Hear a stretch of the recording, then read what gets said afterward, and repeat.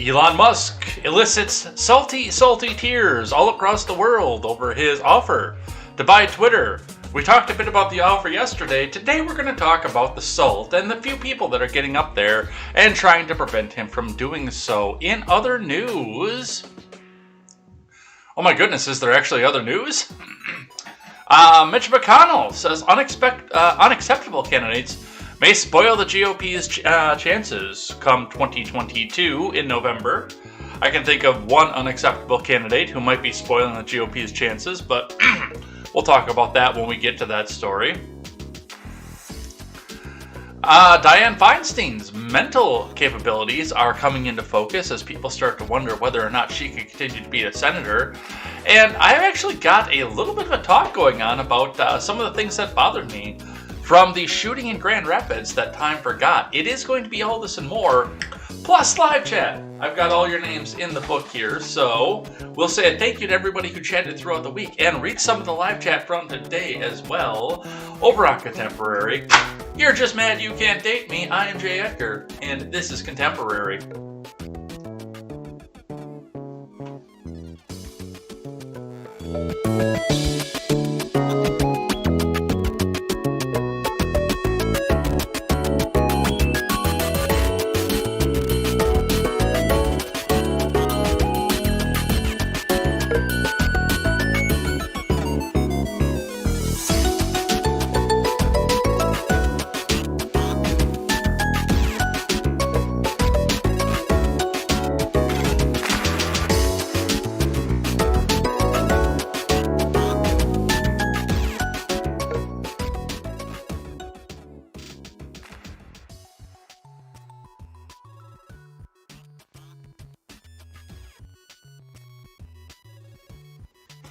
Good morning, happy Good Friday, everybody. It is finished. It is done.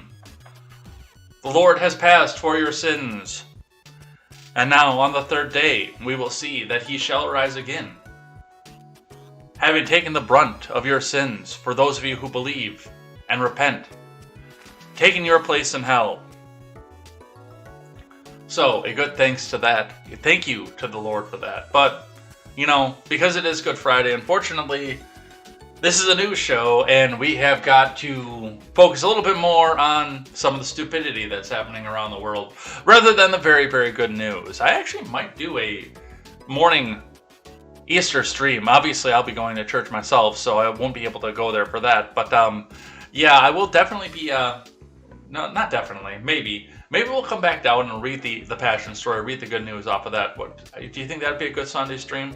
I know I do have to get some stuff done on Sunday as well, because I've been you guys know I haven't been working. I've been in here studying for my real estate exam.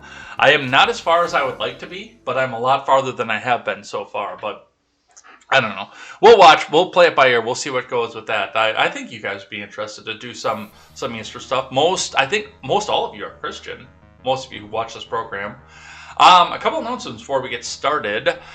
It looks like we will be joining the audio platforms once again. I mean, I've always been there. I haven't stopped being on the audio platforms. It's just trying to go with Contemporary, get that all done up, especially trying to get that up in current, loaded and reloaded off of that, plus plus waiting for YouTube's, what's the word I'm looking for? Their processing algorithm to finish, which takes forever now.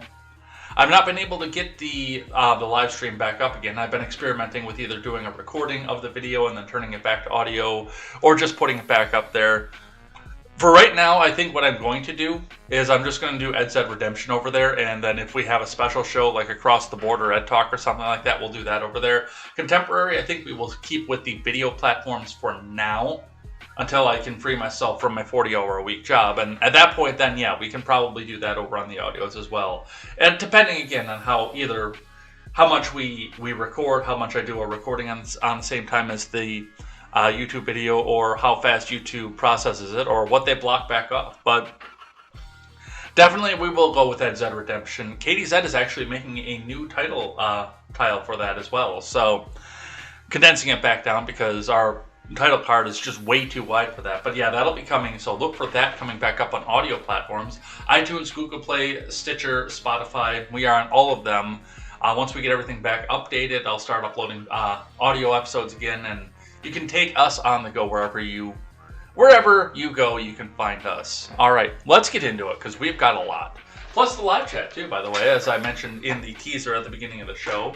I have written down the names of everybody who chatted in the live chat, including, by the way, oh my god, I love Bananas, who can't stand the fact that we take trash like the Daily Wire seriously around here in Fox News. Forget it. But everybody's name is written down over here, so we will definitely come back and get those read, and a heartfelt thank you will come from me for those of you who chose to chat in the live chat. Spend your morning with your coffee with me. I've got my Happy Face coffee cup here today. And we'll also go through some of your live chat from today. And remember, if it is sufficiently spicy, bigoted, or hateful, or stupid for that matter, it will raise the intellectual level of this program and thus must get read on the air. So, well, that being said, let's actually get the live chat up here and see what's going on here. And let's get started into this kind of stuff. But before we do, more announcements. Guys, make sure you go over and check out the great creators from turnsofpagesproductions.com. Turnsofpagesproductions.com is going to be your one-stop shop once we get started for great news and commentary, carrying great shows such as the Daily Ignoramus, The Breakdown with Birkenhoff, The R-Rated Conservative, and The Porch Boys. Plus, we will have creator Britt on. We'll have some written articles. We really want to make this into a news and media titan, but one that is by the people, for the people. I like what Timcast and I like what Daily Wire are doing right now as far as trying to get into the media, but they're still rich people coming off of big media money. Ben Shapiro gets his regular appearances in Fox News because he's accepted by the mainstream media. Timcast is Vice. Don't let him lie to you. Timcast is Vice. You guys might enjoy him. I enjoy him from time to time, but he is still Vice. He is still the enemy. I want to make something like this completely grassroots from people who were working class, not from people who got selected by the Fox News media, but people who were just like you and who started off and opened up the webcam just like you. So I hope that we can get this going up and started. We will get the Give, Send, Go going up here, probably going public within the next few weeks, with or without having my real name revealed out here. And if somebody asks the question, I'll tell them what my real name is. But with that, you can check out the Give, Send, Go, givesendgo.com/turnsofpages101. That is our mission, to make sure that our good friend Bobby Joe gets paid, because we like Bobby Joe around here. We want to make sure that she is taken care of, because she has put her neck out there, and the professional neck out, on web developing for a company that might be called Nazis somewhere down the road. So make sure, also go check out Keto BJ, at Keto BJ over on Twitter. If you're still on Twitter, if you're not sad about the fact that Elon Musk is taking over. But with that, let's get into the finance. Let's see what's going on in the financial world. The Dow actually, it started itself back up. It rocketed up at the start and just kind of tumbled throughout the day. Jumped back up a little bit around the 3 o'clock Eastern hour, the 2 o'clock hour in regular time, and then tumbled back again throughout the rest of the day. So that's what we see off of that, closing at 34,451.23. That is down 113.36 points, or about 1/3% throughout the day. Bitcoin, looking in, I'm actually going to start doing the 5-day just so we can see the last 24 hours, but your Bitcoin right now is starting at, from yesterday, 41,002.30, down to 42,25.20. That is down 1,916.5, or 4.5% over the past 5 days. A few things that we're watching with Bitcoin as well is where that goes with the regulation, what happens with Yellen and Biden and what they want to go back and do with that, but also what happens with the inflation in the job market. Because remember, Bitcoin is one of those assets where if you have it, but you can't afford diapers for the kids or food to put on the kids' table or food for yourself for that matter, or that car repair, that's the first asset that goes. It's the quickest and most liquid, and that's the first one that goes. So that's going to affect the pricing as we go into uncertain economic times, especially with inflation being what it is, and a housing bubble that's threatening to pop any week now coming up. Once we get that second rate hike, I'm going to start predicting it's going to be any week. So that's what we see off of that. Energy and fuel, looking in at Gas Buddy here. Around the Madison area, we're still holding steady on a big traveling weekend. We do have some that are starting to rocket up a little bit, but around the area, Costco, $3.35. Race in Sun Prairie, $3.35. Speedway, Cenex, are both at $3.39. The Middleton Costco is at $3.47. BP, both on Poinet and Sun Prairie, are $3.49. $3.49 seems to be the average. And a BP on US 51 in DeForest, which is right alongside the interstate. I actually know exactly where that BP is that they're talking about, is all the way up to $3.66. But it's also interstate adjacent, and people are going to be traveling today, tomorrow, and Sunday. So do keep that in mind with the price on that particular one. And that might be someone that might be gouging just a little bit. A teeny tiny bit. So that's what we see coming off of that. And before we get into the news of the finance here, I wanted to point this one out. This one came to me from a Discord server that I'm in. Not my Discord server, but another one that I chat in. For our Canadian Coinbase companies, our Canadian Coinbase friends. So if you know somebody that's over in Canada, you want to give a gift of crypto of some point to them onto their wallet, do keep this in mind. In Canada, Coinbase will now legally require disclosure of whom you send crypto over $1,000 to, name and address, RIP privacy, and this is their actual statement. Dear customer, starting on April 4th, Coinbase will introduce some changes required by Canadian regulations. Specifically, when you send crypto to another financial entity or money services business, such as another crypto exchange, and the transaction is $1,000 Canadian dollars or more, we are legally required to ask for information about the recipient of that transaction, their name and address. Boy, am I so glad I don't live in Canada. Man, am I so glad I don't live in Canada, because they don't want to go back and make another crackdown and cut off everybody's wallets and then have all these people now suddenly sit there. Oh, hey, we'll get some crypto out of some friends here and we'll get some donations. Oh, well, if it's over $1,000, you can't do that anymore either. It is all about control. And it always has been. So that's what we see off of that. Let's see what IBD has to say. Uh-oh. The advertisement doesn't have an X on it. All right, let's see what they have to say. Dow Futures market rally keeps sliding. 5 stocks near buy points. Tesla earnings loom. From Ed Carson. Dow Futures will open on Sunday evening along with S&P 500 futures and NASDAQ futures. The stock market rally suffered further losses last week, with the NASDAQ leading declines as Treasury yields continue to soar. That's right, it's Good Friday today. There's no trading on the markets today, so when we look at the chart on Monday, it's going to be exactly the same as what it is now. What's your game plan for the coming week? Be cautious about new buys, focusing on leading sectors. Earnings season adds further uncertainty with Tesla and headliners. Big weeks of results. Expedia, Cheniere Energy, Merck, Edward Life Sciences, and Checkpoint Software are 5 stocks near buy points from relatively strong areas of the market. Expedia is part of the latest travel revival. LNG is a leader in still hot energy sector. Merck and Edwards Life Sciences are part of the healthy medical sector because of the coronavirus. Checkpoint is a leader in cybersecurity space, one tech pocket that is holding up.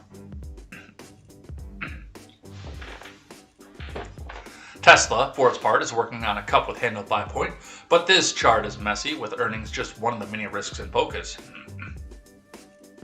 Cheniere Energy and Tesla are on the IBD leaderboard. Tesla is on the IBD 50. Excuse me. Checkpoint was the IBD stock of the day. On the futures, Dow Futures open at 6 p.m. Eastern Time on Sunday, on Easter, along with S&P 500 futures and NASDAQ 100 futures. U.S. markets are closed on April 15th for Good Friday. Markets in Europe, Australia, and Hong Kong are closed on Friday and Monday. The People's Bank of China on Friday cut bank's minimum reserve requirements by 25 basis points starting April 25th to bolster the economy amid widespread lockdowns, but it kept its 1-year medium-term loan rate steady at 2.85, surprising most economists. That's 2.85%. And remember, overnight and over the weekend action in Dow futures and elsewhere doesn't necessarily translate into actual trading in the next regular stock market session. Quick session off of that one, just because, like I say, there's not going to be any action that happens today. But I do want to look in on this one here. So this comes from American Shipper, FreightWaves.com, looking at some of the real world aspects of what's happening with this. Commodity shipping stocks are trouncing Dow Transport Average. From Greg Miller, the Dow Jones Transportation Average has slumped 11% since late March on fears of waning domestic demand. Container shipping stocks have been dragged down along with domestic transports. Not so with commodity shipping stocks, which have very different drivers. Tanker, gas carrier, and dry bulk shipping equities are heading up. Shipping stock charts were awash in double-digit green numbers on Thursday, a day when the main indices were in the red.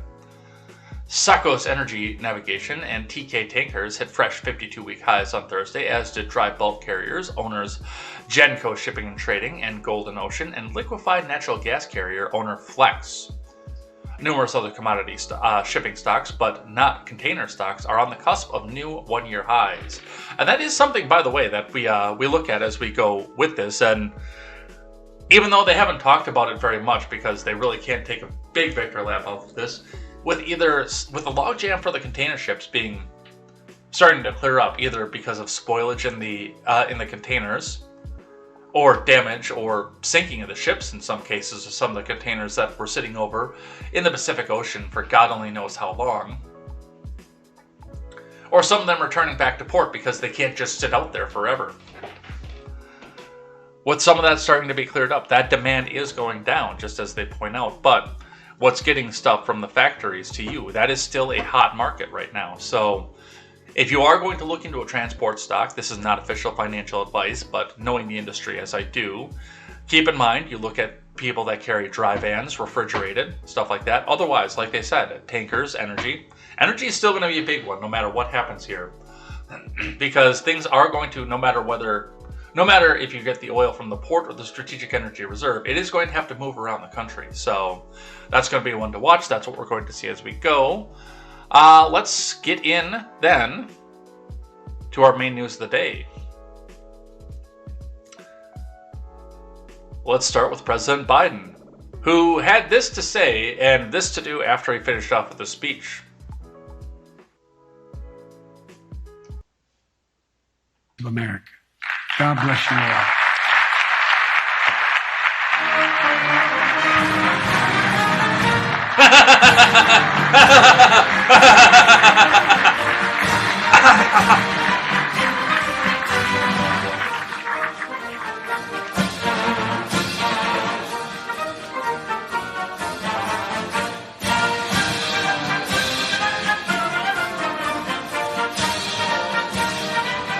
Of America.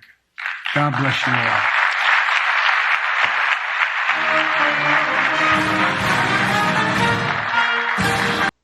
You could see his programming failing right there in that moment, because he was expecting both to have somebody there to shake his hand, obviously, but you can tell by the way that he turns around and he has no idea what to do, that the person who was supposed to be there to shake his hand was supposed to be the one to lead his demented ass to wherever it needed to be next. Because he had no idea. He has no idea. He doesn't know what it is that he is supposed to be doing, where he's supposed to be going, and at some point, he really doesn't know where he is. I know a lot of the leftoids will come out here and try to deny that, and tell you that, no, he's just under the stress of being the president, and he knows what's going on. He can control the economy. Does this look like somebody who's in control of anything? Of America. God bless you all.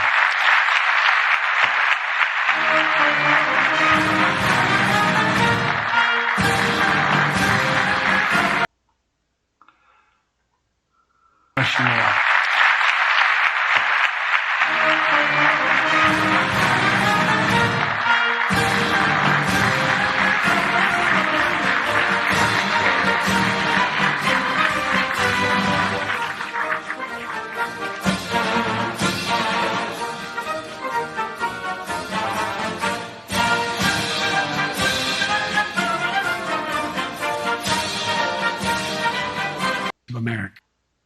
I'd love to know what it was that he was saying over there, too.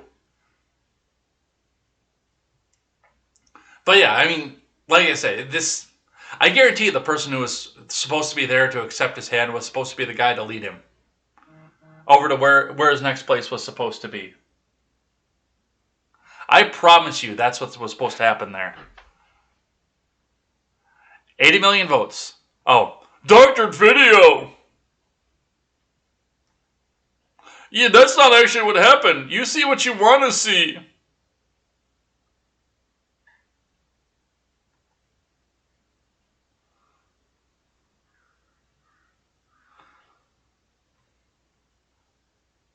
I like that one, the doctored video, because they got their new talking point from... Who the fuck was it that did the doctored video one? Because I know that they were talking... What? They were talking... Who was the one? Was it a tweet, or was it actually a news outlet that did that? Oh yeah, it was when Barack was in the White House. I can't remember if it was a tweet or if it was an actual news outlet that said that, but yeah. Well, Fox News doctored the video to make it look like Biden was confused, so that's going to be their new talking point forever. Naham Talia, who is both Ukrainian and American, and then John Ferringer, both. That's not actually what happened. You saw what you wanted to see. God bless you all. I saw a guy miss a handshake and then not know what the fuck was going on. Alright, and we also have to start off with an Arvolt meme, because it's Arvolt, and he does this, which, by the way, watch for some more Arvolt memes, because I might have accidentally left him with a meme template, and KTZed as well, with the assurance that they were going to use it responsibly. Whoops. Damn dirty centrist, Arvolt24 tweets out, how dare Elon Musk want to buy a private company and operate it how he wants to? How dare he provide the real free speech to the world? I'm going to see if I can do as good a soy voice as Midget B does. Are you going to just buy Twitter and then allow people to say whatever they want?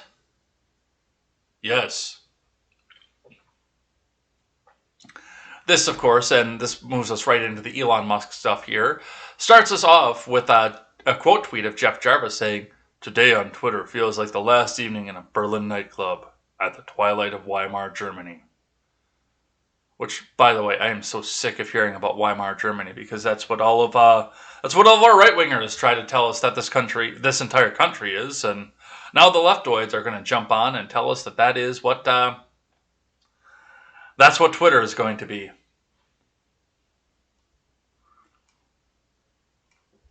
All right, let's read some news.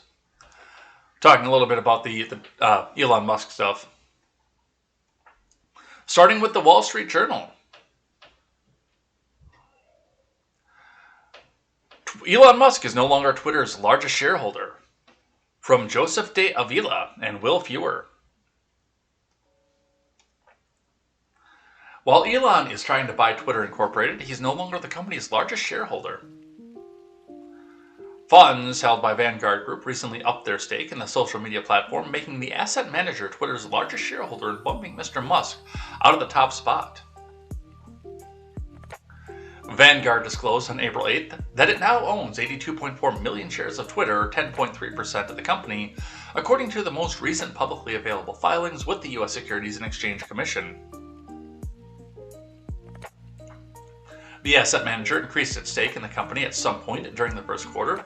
According to the filings, Vanguard's holdings are now worth $3.78 billion based on Twitter's stock closing price on Wednesday. That's enough to knock Mr. Musk off the perch as Twitter's largest shareholder, according to FactSet. Vanguard isn't making a directional bet on Twitter. Instead, the majority of its assets are in index and other so-called passive funds. The firm often sides with management on voting issues and doesn't advocate for changes like a hedge fund or an activist investor might. Yeah, the Wall Street Journal is one of the soy places here that is trying to make Elon look like an evil robber baron going off of this. Mr. Musk initially disclosed a stake in Twitter earlier this month of almost 73.5 million shares, but a day later his disclosed stake dropped to 73.1 million shares, or 9.1% of the company. The position momentarily made him the largest shareholder in the company. Vanguard previously reported owning 67.2 million shares of Twitter, or about 8.4% of the company as of the end of December, according to FactSet. So basically, they looked into this, and they declined to comment. Of course they did, but they looked into this, and there are a lot of other people doing that. We're going to see some of the salt flowing about that later on in the segment. But now everybody is running out saying, I gotta buy Twitter, I gotta knock this guy off and that guy off, I gotta outbid this guy and outbid that guy.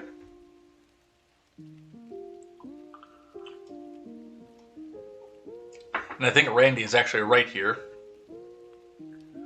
Because, from Philadelphia Business Journal, Vanguard funds could gain nearly $800 million if Twitter accepts Elon Musk's takeover bid. Also, if a bidding war starts, Vanguard is going to get a massive payout out of this thing.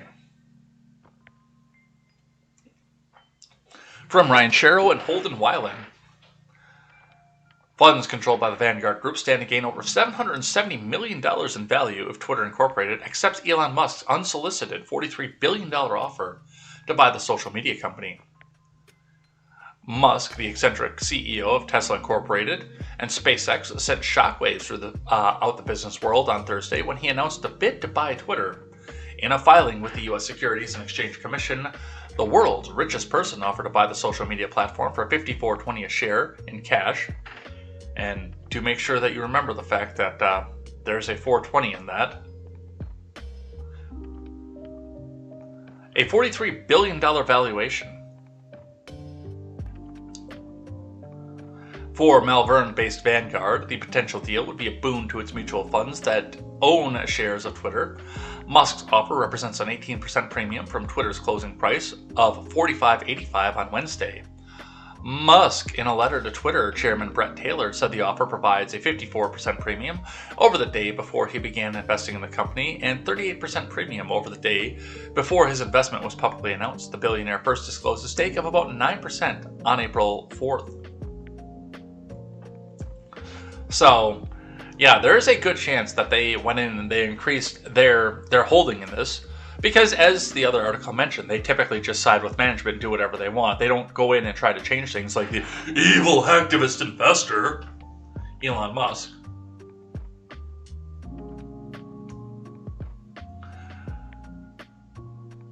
But if they do, if Elon does take this over, or even if, like we saw, and we'll see a bit later, even if we start to get into bidding wars and people start snapping up more and more stock, Vanguard is going to be fucking loaded off of this, and so is Elon. And whether or not this is right for you to get into, that is something you do need to go and discuss with your financial advisor, because this might be lucrative, or the bottom might fall out of this too. I would say, and this is not official financial advice, that it's worth looking into, and it's worth going and having a conversation with your finance manager of. Because this could go into one of three places. And we'll see what happens with that. From the New York Post, Elon Musk could have competition. Thoma Bravo considers a Twitter bid. From Josh Kosman,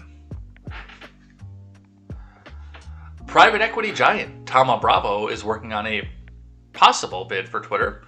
A source close to the situation told the Post, setting up what could be a rival to Elon Musk's offer for the embattled social network. They're making a push, the source said, of the private equity firm that already owns tech names such as McAfee and Landesk. It's not clear how much Thoma Bravo might bid or when it might make an offer. The firm has an internal team working on the potential transaction. The source familiar with the matter told the Post. You're not far off, a second source close to the situation said, when asked by the Post if Thoma Bravo was working on a possible bid for Twitter. Thoma Bravo could be a white knight for the company, and CEO Parag Agrawal, one source says. Musk on Thursday made a non-binding offer of $54.20 a share for Twitter, telling the company it was his best and final offer. If the board doesn't accept his offer, I would need to reconsider my position as shareholder, Musk said. Later on Thursday, he said he wasn't sure if he'd be able to acquire Twitter. Which is interesting too, because especially going for $54.20 a share, buying 100% of the shares, Parag Agrawal is almost bound, and I would actually have to look into the bylaws and see if there is some sort of provision for a hostile takeover. But to have somebody come in and offer to buy the company for, 37% above the stock price,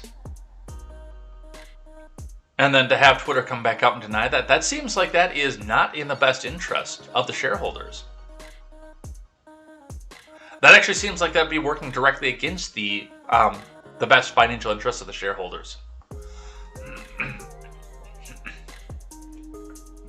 Twitter, if it rejects Musk's offer, could see its share price collapse unless it had another option to reveal at the time of a possible rejection. That's where a so-called white knight could come in. Because of that, Thoma Bravo needs to move quickly if it elects to move forward to show the Twitter board that it potentially has a friendlier alternative, the sources told the Post. On its website, Thoma Bravo says, "Our private equity investment vehicles employ the same investment philosophy to partner with support existing management teams to help deliver solid operating results and drive innovation." By the way, in spite of the fact that it's Good Friday, I will be calling up my financial advisor as soon as we're off air here.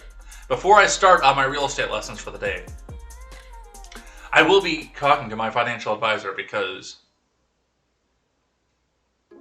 if these guys are going to go back and arm wrestle over this, I could have myself a nice little pump and dump here. From the Daily Wire. Twitter CEO makes eyebrow-raising remark as employees panic over a potential Musk takeover. Report from Ryan Saavedra. I guess we don't have any visual aids for this one, but that's fine. Twitter CEO Parag Agrawal tried to calm the company's employees during an emergency all-hands meeting today as they panicked over the possibility that Elon will buy the company outright. Agrawal reportedly told nervous employees that Musk could not change the company's culture because no one man can change that. While he is legally limited to what he can disclose about the situation, it is an interesting choice of words, as it appears to leave open the possibility that Musk really may take over the company and turn it private. One Twitter employee tried to claim that what Musk was doing was trying to buy the companies for far above the market value was like a hostage situation. "I don't believe that we're being held hostage," Agrawal said to employees. "This provides all of us with this moment where we feel distracted, where we feel a loss of control," Agrawal said. "I'm personally going to spend my time focusing on things I can control, and I believe it will matter." Musk revealed during a TED Talk on Thursday afternoon that he has a backup plan if Twitter rejects his bid to buy the company. "If in this case you are not successful and the board does not accept your offer, you said you won't go higher. Is there a plan B?" Musk was asked. "There is," Musk responded while smiling. When asked what his backup plan is, Musk said he would discuss that at another time. "I think that it's very important for there to be an inclusive arena for free speech," Musk said during the event. "Twitter's become kind of a de facto town square. So it's really important that the people, both the reality and the perception, that they're able to speak freely within the bounds of the law." Musk said that Twitter needed to make its algorithm open sourced and that any action the company takes against tweets needs to be thoroughly explained to the public to stop the behind-the-scenes manipulation on the platform by the company. "It's important to the function of democracy. It's important to the function of the United States as a free country, and many other countries, and to help freedom in the world more broadly in the US, Musk said. "Civilizational risk is decreased the more that we can increase the trust of Twitter as a public platform, and so I do think that this will be somewhat painful. My strong intuitive sense is that having a public platform that is the maximally trusted and broadly inclusive is extremely important to all the futures of civilization," Musk said. I don't care about the economics at all. I wonder, you remember how they, the CBC, for time, of course, cut out the cameo by Donald Trump in Home Alone 2? Of course it's for time. It has nothing to do with the fact that he was the most hated person in the world for a while. I wonder if they're going to cut that cameo by Elon out of Iron Man 2. I wonder.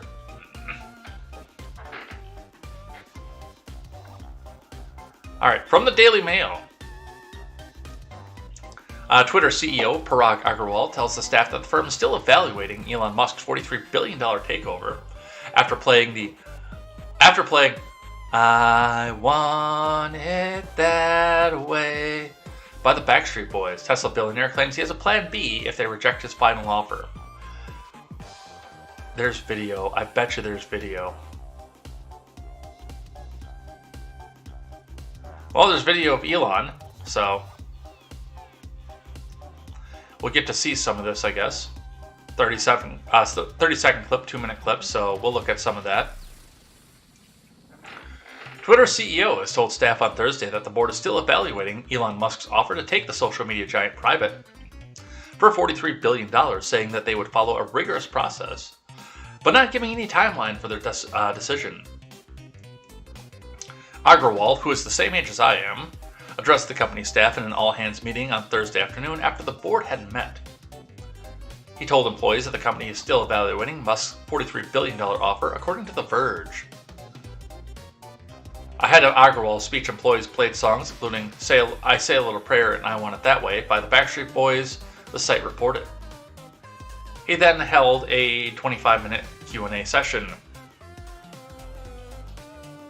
He did not say when the board would have an answer from Musk or which way the board was leaning, responses which The Verge said frustrated some staff. So I guess we're not going to get the Agrawal video, which I think would be funnier than what we're going to see here, but let's listen to some of what Elon had to say about this.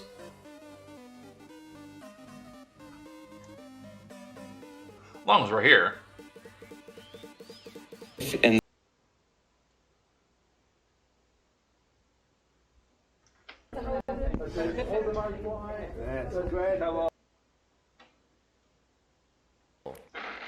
So, oh, shut up, Ellen. So, and I mean, it's an interesting way to look at this. As far as what he could do with ownership, I don't know. But a lot of people are freaking out, which tells me that he would probably have some broad-reaching ability to do things about it if he did take it back over. So that's what we see off of that. Let's grab one from The Blaze. Elon Musk hints the fight isn't over if Twitter board rejects his offer. From Blaze TV staff. Elon Musk was asked what he plans to do if Twitter rejects his offer by the social media platform. Yeah, we saw that video already. So, yeah, there is a plan B coming off of that. Let's drop that one. From the New York Post.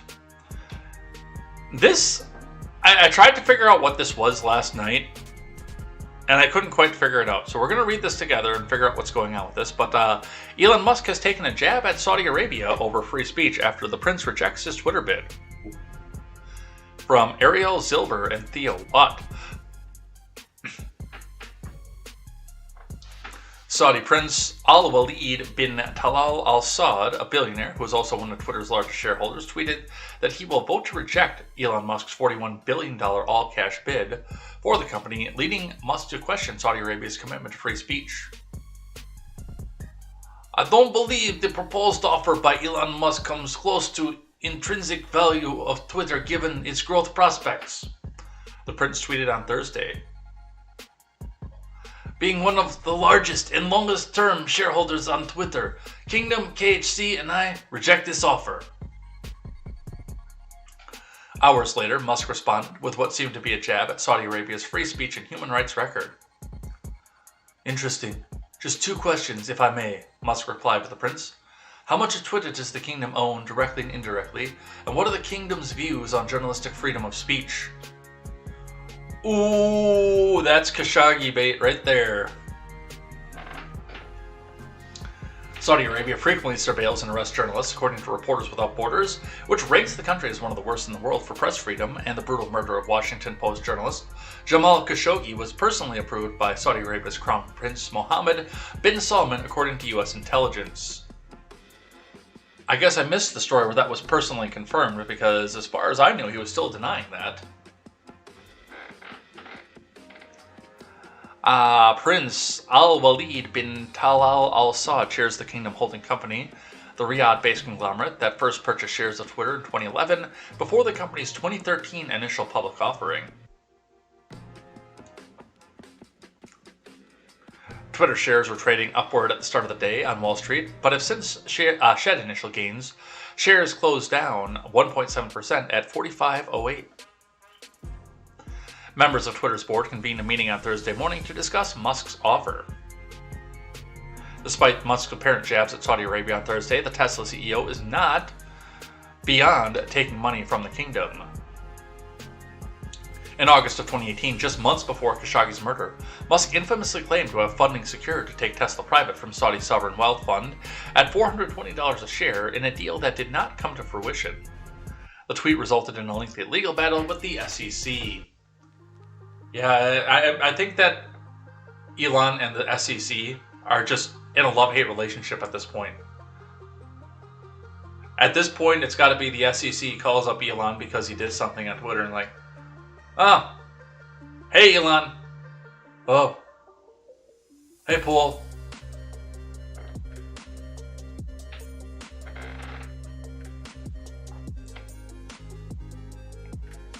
So that's what we see off of that. And the last one, and then we'll go into some of the reactions to this, because they're really, really funny. Goldman Sachs and Morgan Stanley face off in a Musk bid for Twitter. From Michelle F. Davis. Elon Musk's unsolicited $43 billion offer for Twitter sets up a showdown between two of Wall Street's biggest advisory shops, which could result in lucrative payouts for both if the biggest hostile takeover in years is successful. Of course, this is from coming to Yahoo Finance from Bloomberg, which is Ron Helton's favorite publication, by the way. Morgan Stanley is advising Musk, according to the filing on Thursday, while Twitter has enlisted the help of Goldman Sachs Group Incorporated as it considers how to respond to Musk's hostile bid, according to people familiar with the matter. The pair often tussle for the top billing in the M&A rankings, with Goldman currently the number one spot, according to data compiled by Bloomberg. To be sure, a big chunk of any bank fees hinge on the deal panning out, which is uncertain. Musk said on Thursday that he's not sure he'll actually be able to acquire Twitter, and has a plan B if Twitter's board rejects his offer, without offering details. Although they'll be sitting opposite each other in any negotiations, Morgan Stanley and Goldman each have a relationship with Musk that stretches back more than a decade. Both New York-based investment banks underwrote Tesla's 2010 IPO. Goldman got the coveted lead left role, while Morgan Stanley was listed second on the prospectus. Musk also turned to the pair of banks in 2018 during his failed attempt to take Tesla private. He worked with Goldman, according to a tweet at the time. He later brought on Morgan Stanley to help advise him personally on the potential buyout that never materialized. So, two major hedge funds, two major advisory shops coming out here to tell Elon Musk what the hell to do with $43 billion. Alright, let's look in at this. Anang Mittal tweets out, "You're laughing. A billionaire is about to control a method of mass communication, and you're laughing?" Which has just... Oh, no, he got really ratioed. I was going to say it was just about to be ratioed, but then I realized that the comment number just jumped, so he's really ratioed now.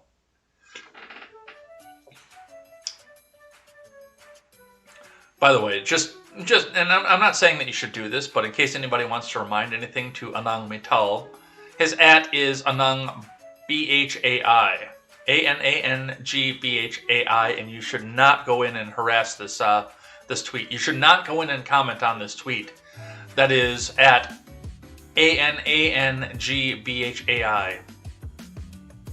You should not go in there and tell him how you feel about this.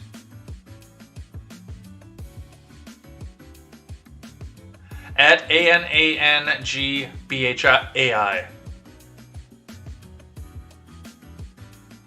You should definitely not go do that, but literally your mom, at that dumb giraffe, tweets back out and says, Jeff Bezos owns WAPO.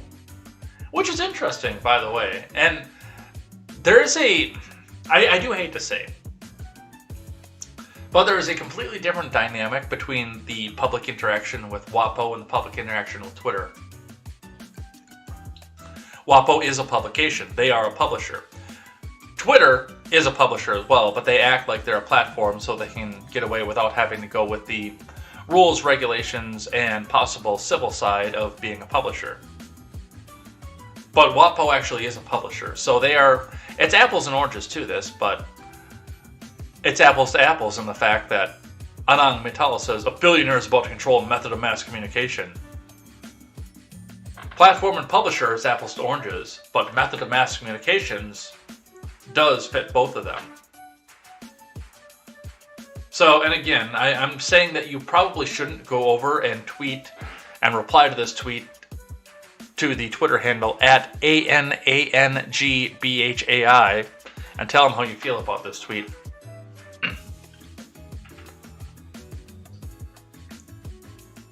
I'm just saying.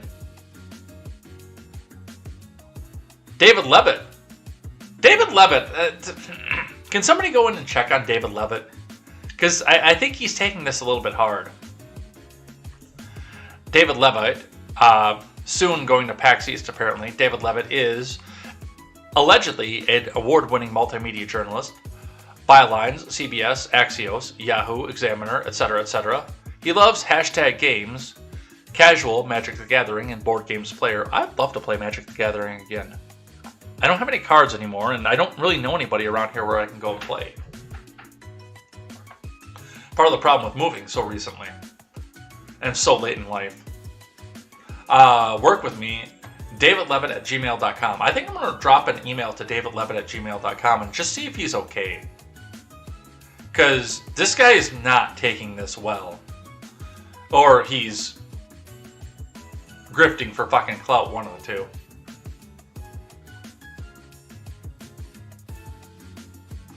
But David Levitt tweets out, if Elon Musk successfully purchases Twitter, it could result in World War III and the destruction of our planet.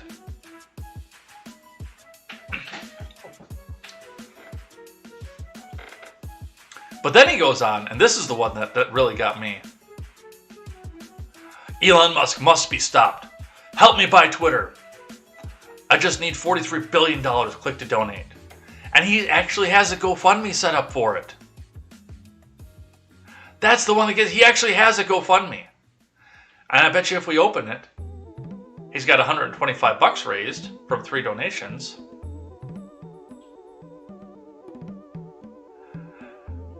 This has got to go against the terms of service of GoFundMe. If I remember correctly, I would have to go back through and look at the terms of service again. But I would almost guarantee this goes against the terms of service, especially for such a gross number.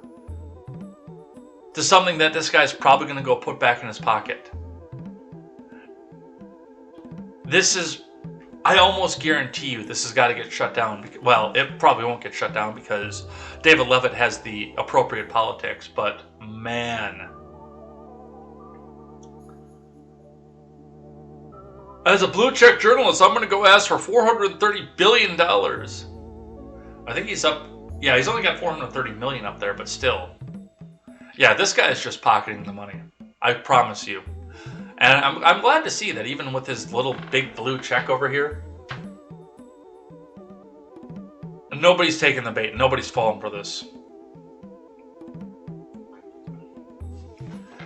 But yes, this guy seems like he's put together, well put together. He looks like he's hinged.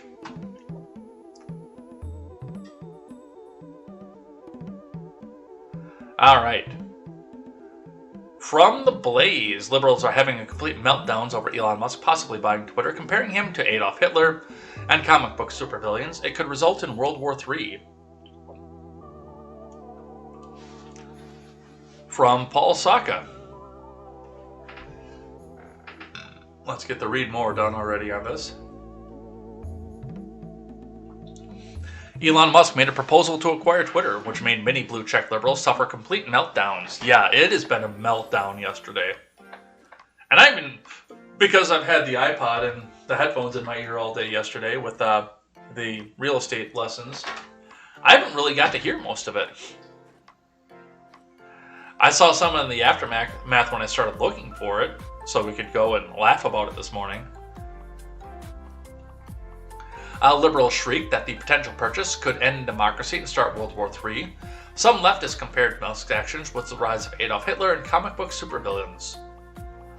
Musk, who is already the largest shareholder of the social media platform, announced on Thursday that he made an offer to purchase Twitter for nearly $42 billion. That number has fluctuated here and there, because I've seen it go as high as $44 billion, and I've seen it as low as $40 billion. There was a flood of Twitter reactions from liberals freaking out that Musk could own the platform. WAPO columnist Max Boot says, "I'm frightened by the impact on society and politics if Elon Musk acquires Twitter. He seems to believe that on social media anything goes. For democracy to survive, we need more content moderation, not less."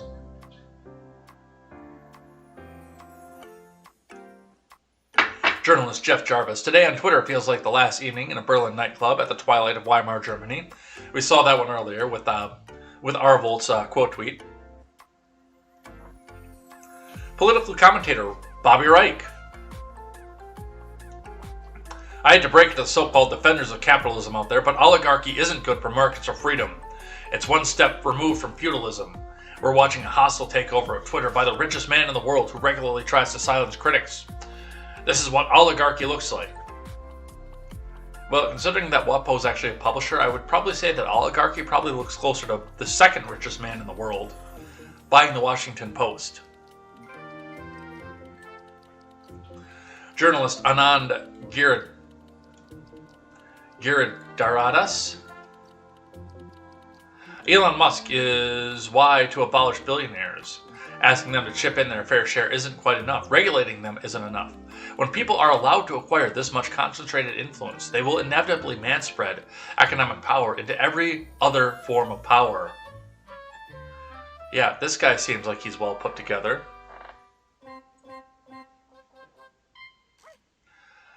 Ellie Mistel says, "I'm not really worried about the racist white man buying this dumb platform because all the racist white man wants to do is make it easier for his friends to be racist, which, like they already are, all the time, and I make fun of them and they block me, so whatever. Besides, if they make it too bad, black people will just leave to some other platform owned by white people who have access to venture capital, and we will make the culture there, and whites will follow us because racists are boring and unimaginative."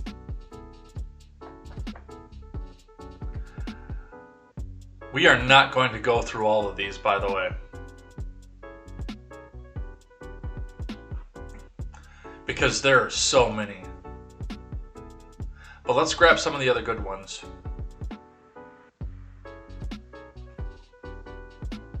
CEO Christopher Boozy, "This game Elon is playing with Twitter is dangerous. Twitter isn't just another social media platform, and Elon clearly recognizes that."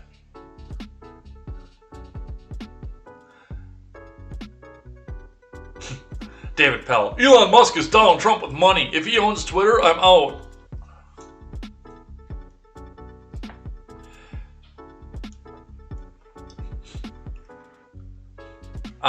Matthew Rosa, "If Elon allows Trump back on Twitter, it'll be a death blow to the free world. Trump's big lie will spread like a virus. I discussed the danger of Trump's big lie for Salon, like Hitler's big lie. It must not be normalized, lest fascism return."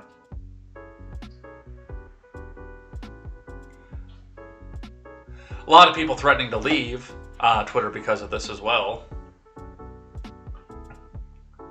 Social justice activist Whitney Dawn Carlson, "Fuck you, Elon Musk."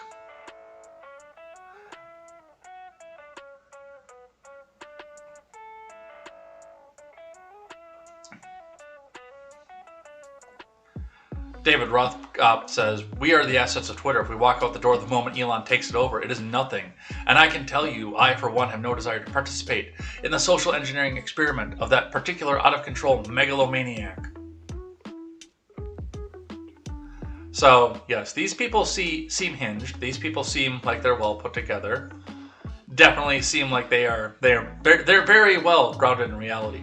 And I've looked at this, and what little bit of social media I have been doing outside of this throughout the last couple days has been a lot of, I don't really care who owns Twitter.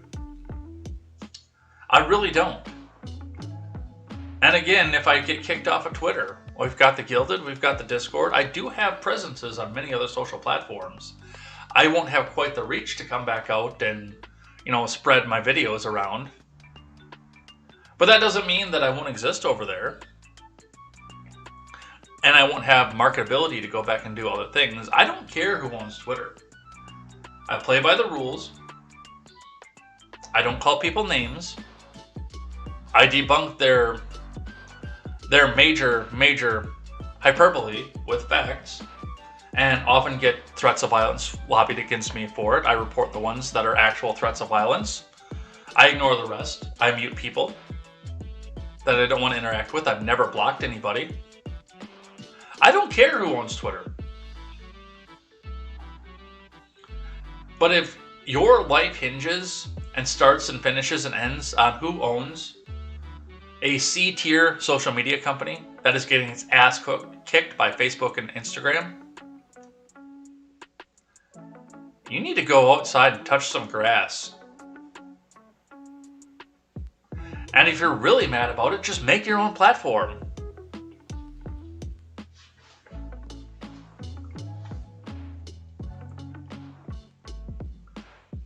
All right, from News Radio 570 WSYR. Twitter investors sue Elon Musk over his stock purchase. That's going nowhere. From Bill Galluccio. A Twitter shareholder has filed a lawsuit against Elon Musk over his purchase of the company's stock, which gave him a 9.2% share in the social media company. The lawsuit, which is seeking class action certification, accuses Musk of failing to publicly disclose his purchase when it reached 5%, except for the fact that he did. He didn't go on Twitter and announce it until April 4th, but he did file the proper paperwork. Otherwise, there'd be a criminal suit, not a civil suit. Next. From The Blaze. MSDNC host warns of massive life and globe-altering consequences for free speech on Twitter. From Carlos Garcia.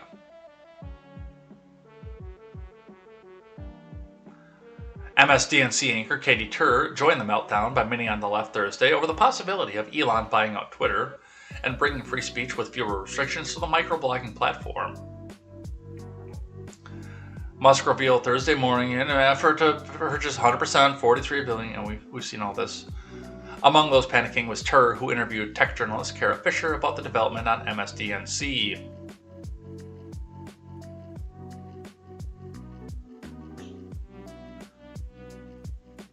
Let's listen. Will you soon have to pay to use Twitter if Elon Musk gets his way? Maybe. Oh, fuck you! That is a social media panic that has been going around since long before Facebook ever went public. And no, if people have to pay for it, no, they're going to leave it, and they're going to go to one of them that's free. He's trying to buy the platform, and here is what he said about it just moments ago at the TED conference in Vancouver. Musk is offering a premium for Twitter, $54.20 a share. Right now, Twitter stock costs about $46. He's offering a premium. He's also talking a little trash. In a letter to Twitter's chairman, he said he doesn't have confidence in the social media's current management structure and that he, Elon Musk, can, quote, unlock its potential. Now, what does that mean? And beyond Musk, who might benefit? To help us understand is the person you always want to have on when an eccentric billionaire wants to take over a tech giant. New York Times contributor and Pivot co-host Kara Swisher. Also Hi. Because you've been texting with him. So Kara, yeah. What is he saying? Actually emailing. I told him my son's like the 5420 joke that he's making about weed, which I think most people realize. And he said my son's rock. I'm hoping to get him on Sway. I've interviewed him lots and lots of times. And so I really want to sort of take him through the paces of what he's doing here, because he needs a little bit of pushback, I suspect. And, he's making claims, some of which are really interesting, some of which are, dramatic, because Elon Musk is dramatic. And so, I think a lot of Wall Street right now doesn't think he's serious because the stock hasn't risen at all. They think he's doing some sort of way to get out of the stock, and that's what it looks like from Wall Street's perspective. I think he's much more serious than that, but I'm not sure he can afford it, even though he said it on stage. I don't think he can. He puts his other companies at great risk.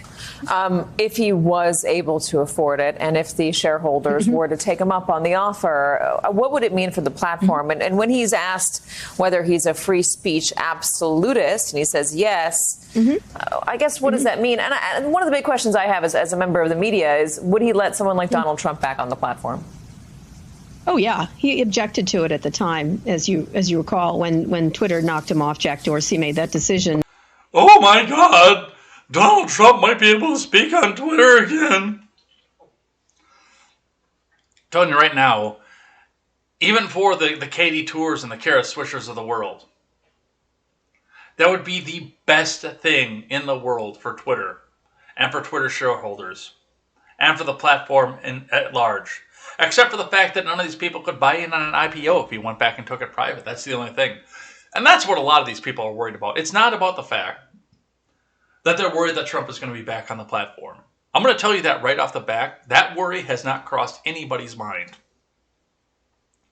The worry is that they can go back and invest in Twitter now and make a massive return on the number of journalists and people that are coming back to Twitter, who are going to sit there and see the little promoted spots, the little advertisements that I see on my phone, but not on my computer, because I have an ad blocker on my computer, but not my phone. And while they're seeing all these little promoted spots, these little advertisements and everything, they're running, they're watching, they're refreshing the former president's page every 5 minutes because they want to be the first one on there because it'll give them clout to say,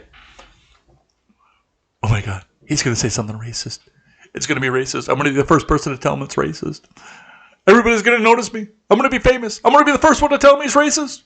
Look at me. Look at me. He's racist. And I get to be the first one to tell him.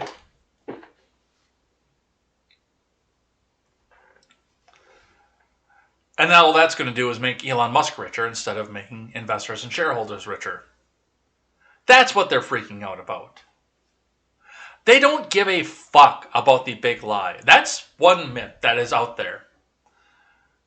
But the people that are behind all this don't give a good goddamn about the big lie. They don't care. I can promise you that. They don't care one little bit. They've made their simp followers care about the big lie. The robots, the Twitter eggs, the people with 4 followers that joined on February of 2022. They made those people care about the big lie. But the big media people, the Katie Tours, the Rachel Maddows, the Bobby Reichs, the people they don't give a fuck about the big lie. They don't care about the big lie because they perpetrated the big lie. Honk, honk. They care about the fact that once this goes back in, A, they get the notoriety on Twitter because people complain about the fact that there are so many people being kicked off, but I do think that they were planning on letting Trump back onto Twitter at some point in the near future because of, as I said, so many people are going to be gathered back into the platform so quickly. And they're all going to be watching the advertisements. They're all going to see the little promoted spots that I don't see over here because I have an ad blocker. They're going to see them on their phone. Twitter's going to get the penny per person that sees them. And all those ads are going to be plastered all over the Donald's Twitter. So that's what these people care about.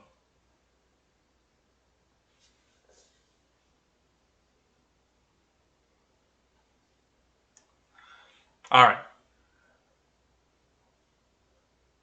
I think we read this one already. We did read this one already, but I archived it. All right, so that's what I had to say on Twitter. Let's read one more tech one, and then we'll move into government stuff. Let's also throw some music back up, huh? Ars Technica, shifting gears, talking about Amazon for just a moment. Amazon adds 5% fuel and inflation surcharge to seller fees for Prime shipping. Amazon reportedly already pockets 34% of revenue earned by independent sellers. From John Brodkin.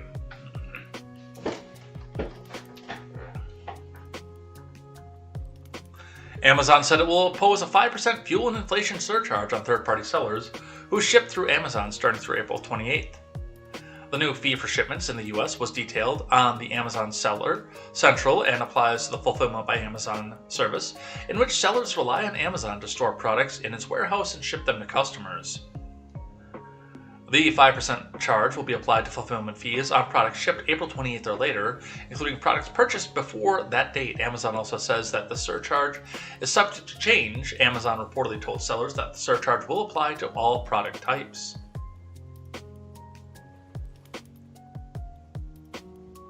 And of course, because it's going to be third-party sellers, it's going to get passed on to you. Now, stuff that's coming from Amazon Prime, like, not Amazon Prime, the Amazon Prime company, but Amazon proper, let's say that. Stuff that's coming from Amazon proper is probably not going to be affected by this.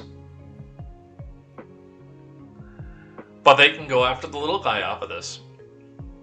And this is actually something that the leftoids, you would think, would be caring about. You would think they would be screaming about. Because another billionaire is going and imposing fees, trying to put smaller companies out of business, third-party sellers out of business. Or making it harder on third-party companies or smaller companies. And yet all they can do is sit around and seethe and cope about Elon Musk. Alright. Let's read from Insider.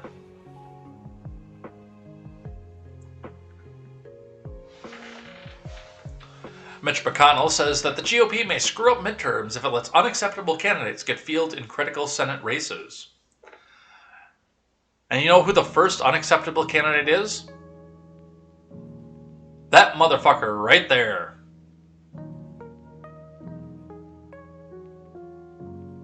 Take care of that one first, Mitch McConnell. From Cheryl Teh.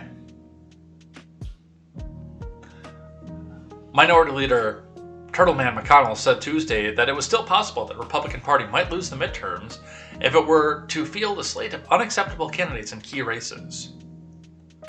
Speaking at an event hosted by the Kentucky Chamber of Commerce on Tuesday, McConnell said the GOP's chances of wresting back control in the Senate were good, barring wildcard candidates that could mess up their party's chances.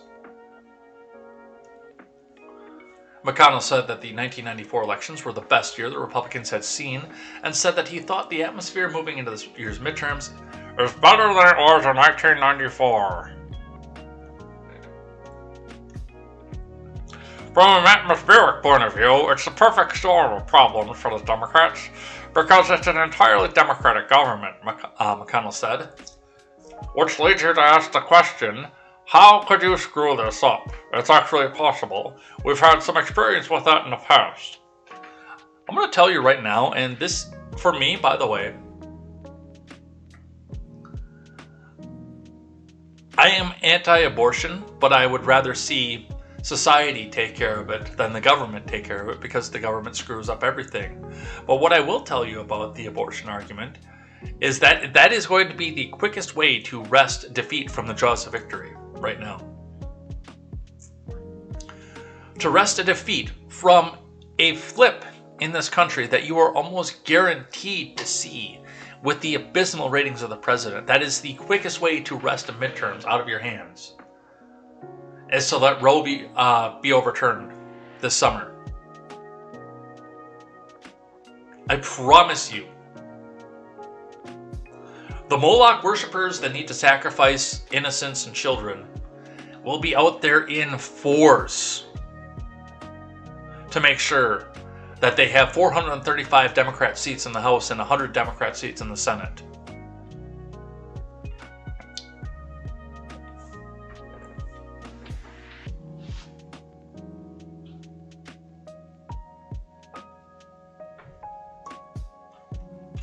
In the Senate, if you look at where we have to compete in order to get in the majority, there are places that are competitive in the general election, McConnell added. So you can't nominate someone who's just sort of unacceptable to a broader group of people and win. You know, like that guy.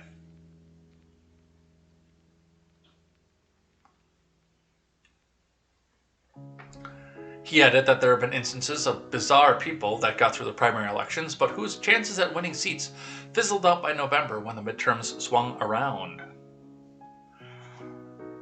So far, I'm optimistic that in the places that are going to determine who the next majority leader is, we're going to have a fully electable nominees, McConnell said, highlighting states like Georgia, Arizona, Missouri, Nevada, Pennsylvania, North Carolina, New Hampshire, and Ohio. Having fully electable nominees is critical from the Senate, he said.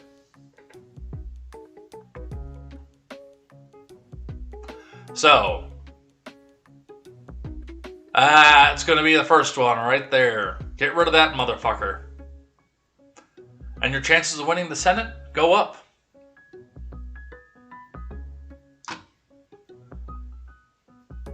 Archive from the Courier-Journal, more Kentucky news. Kentucky General Assembly speeding through overrides of Beshear vetoes. Here's a rundown. From Joe Sonka, Olivia Croth, and Deborah Yetter.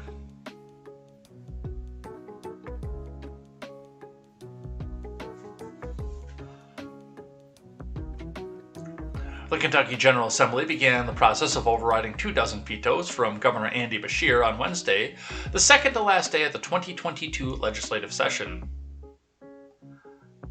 The Republican supermajority easily dispatched the Democratic governor's vetoes of several of their high-priority bills, including a bill to severely limit access to abortion in Kentucky and one to tighten rules for the poor receiving public assistance benefits. Here's a rundown of the legislature's overrides so far. We have the transgender sports ban. Senate Bill 1 in education, lawmakers overrode Beshear's veto of SB 1 despite a recent revelation that it unintentionally opens teachers up to criminal charges for teaching history incorrectly.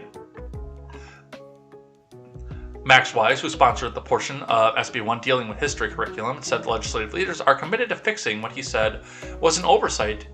House Bill 44, a bill dealing with student mental health days, is in free conference committee and will have language correcting SB 1. House Bill 1, executive branch budget. Beshear issued line item vetoes of 27 sections of HB 1, the 2-year executive branch budget, appropriating roughly $16 billion in each of the next 2 fiscal years, with legislature overriding 21 of them Wednesday on mostly party line votes. The 6 line item vetoes the Republican supermajority let stand were technical in nature, but they did not spare Beshear's veto of a provision allowing Kentucky's 6 elected constitutional officers to receive the same 8% raise as the other state workers in the bill. Charter school funding, that's obviously is going to veto that. Public benefits. HB 7 is a far-reaching measure to add more rules and restrictions to the state's public benefits program that advocates have said would force many people to lose aid for programs such as Medicaid or SNAP. The House overrode the veto by a 70-24 in the House, and in the Senate 28-9. And the Omnibus Abortions Bill, a bill with so many new restrictions on abortion it would effectively eliminate access to the procedure in Kentucky, according to opponents who have pledged to challenge it in court. The House overrode the veto 76-21 and the Senate 31-6. So that's what we see coming out of that, and then a tax cut bill as well. So that's the big one. And again, the Moloch worshippers, once they see this, are going to frenzy and throw on their red hoods or red robes and their white bonnets and run down to make sure that every one of these elected officials gets out of here. Because how can we sacrifice our young if they make it illegal? From The Blaze. Video shows Democratic congressman candidate stopping tech censorship by putting an advertisement in the middle of us going around tech censorship.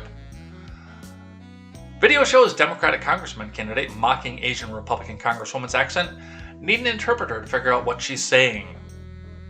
And if that guy had an R next to his name, his career would be over, especially going after a woman. A California Democratic House candidate is facing scrutiny after he mocked the accent of Representative Michelle Steele of California, a Korean-born congresswoman.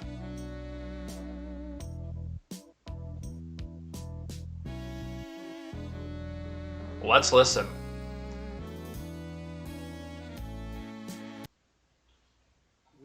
So she just had another town hall the other day, and it's tough. Like, we've transcribed it. You kind of need an interpreter to figure out exactly what she's saying.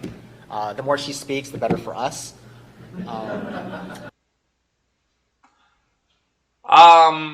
Yeah, that's... So she just had another town hall the other day, and it's tough. Like, we've transcribed it. You kind of need an interpreter to figure out exactly what she's saying. And again, if that was a Republican anywhere in the country, even in the reddest state, a state that's redder than a baboon's fucking ass, that right there would be a career ender.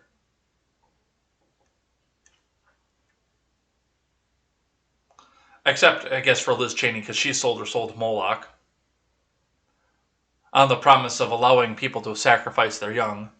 So she might be saved from that, but... yeah, that would be a career ender for everybody else.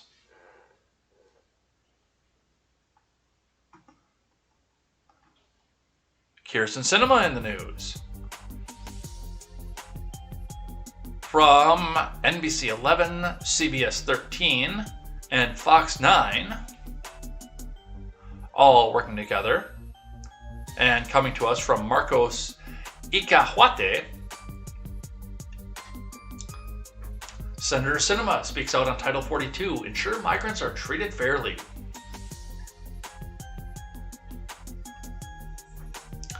Senator Sinema made a statement asking the Biden admin, Title 4, that might not be grammatically correct. Let me see if we can work through this. Senator Sinema made a statement asking about the Biden admin Title 42 repeal.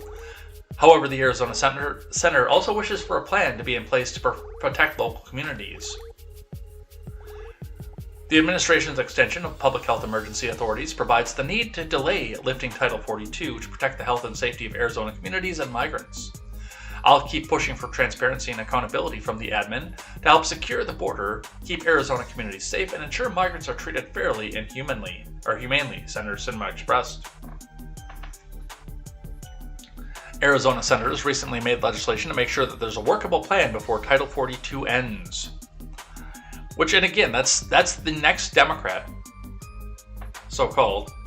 I mean, this woman is further to the left than the screen that I'm listening to or watching the music on, and your live chat on.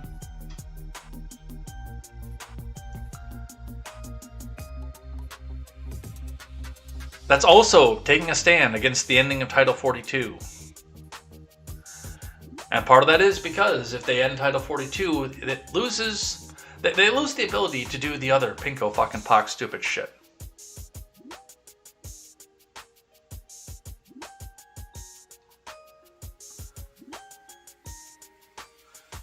Dianne Feinstein is on the hot seat this week. From the New York Post, Senator Feinstein says she has no plans to step down after fellow Dems report rapid mental decline. From Patrick Riley,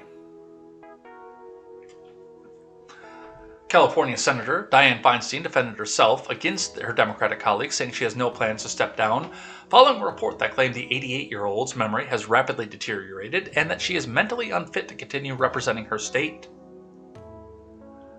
I meet regularly with leaders, a shocked Feinstein told San Francisco Chronicle editorial board leaders on Thursday, hours after the paper first published the bombshell report on her current mental condition. I'm not isolated, boy chick. I see people. My attendance is good. I put in the hours. We represent a huge state. And so I'm rather puzzled by all of this. According to the Chronicle's report, a Democratic senator from the state said that her mental state is bad and it's getting worse. The report also claimed that a member of California's congressional delegation who was known Feinstein for 15 years, recently had to repeatedly reintroduce themselves during an hours-long discussion. In total, the report cited 4 of Feinstein's Senate colleagues, 3 former staffers, and a House member. Is one of those staffers the driver, the Chinese driver? And a House member who expressed concern that the elderly senator's memory has slipped significantly, forcing her to leave much of her work to her staff. I do think that they would have a little bit of a problem with this, because if they got Feinstein off of this, they would have to go and have a look at Biden. They would have to go and look at Biden. According to the Chronicle, Feinstein had declined to be interviewed for the story, but later told the editorial board that no one raised concerns about her mental capacity to her directly. Come on, Grandma. It's time to retire. It's time to leave. It's time to... Let's get you to bed, Grandma.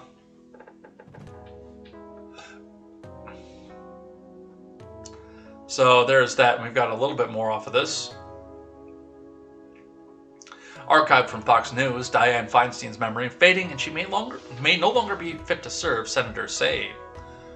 From Timothy H.J. Narazi. U.S. lawmakers are reportedly questioning California Senator Dianne Feinstein's capacity to do her job at her age.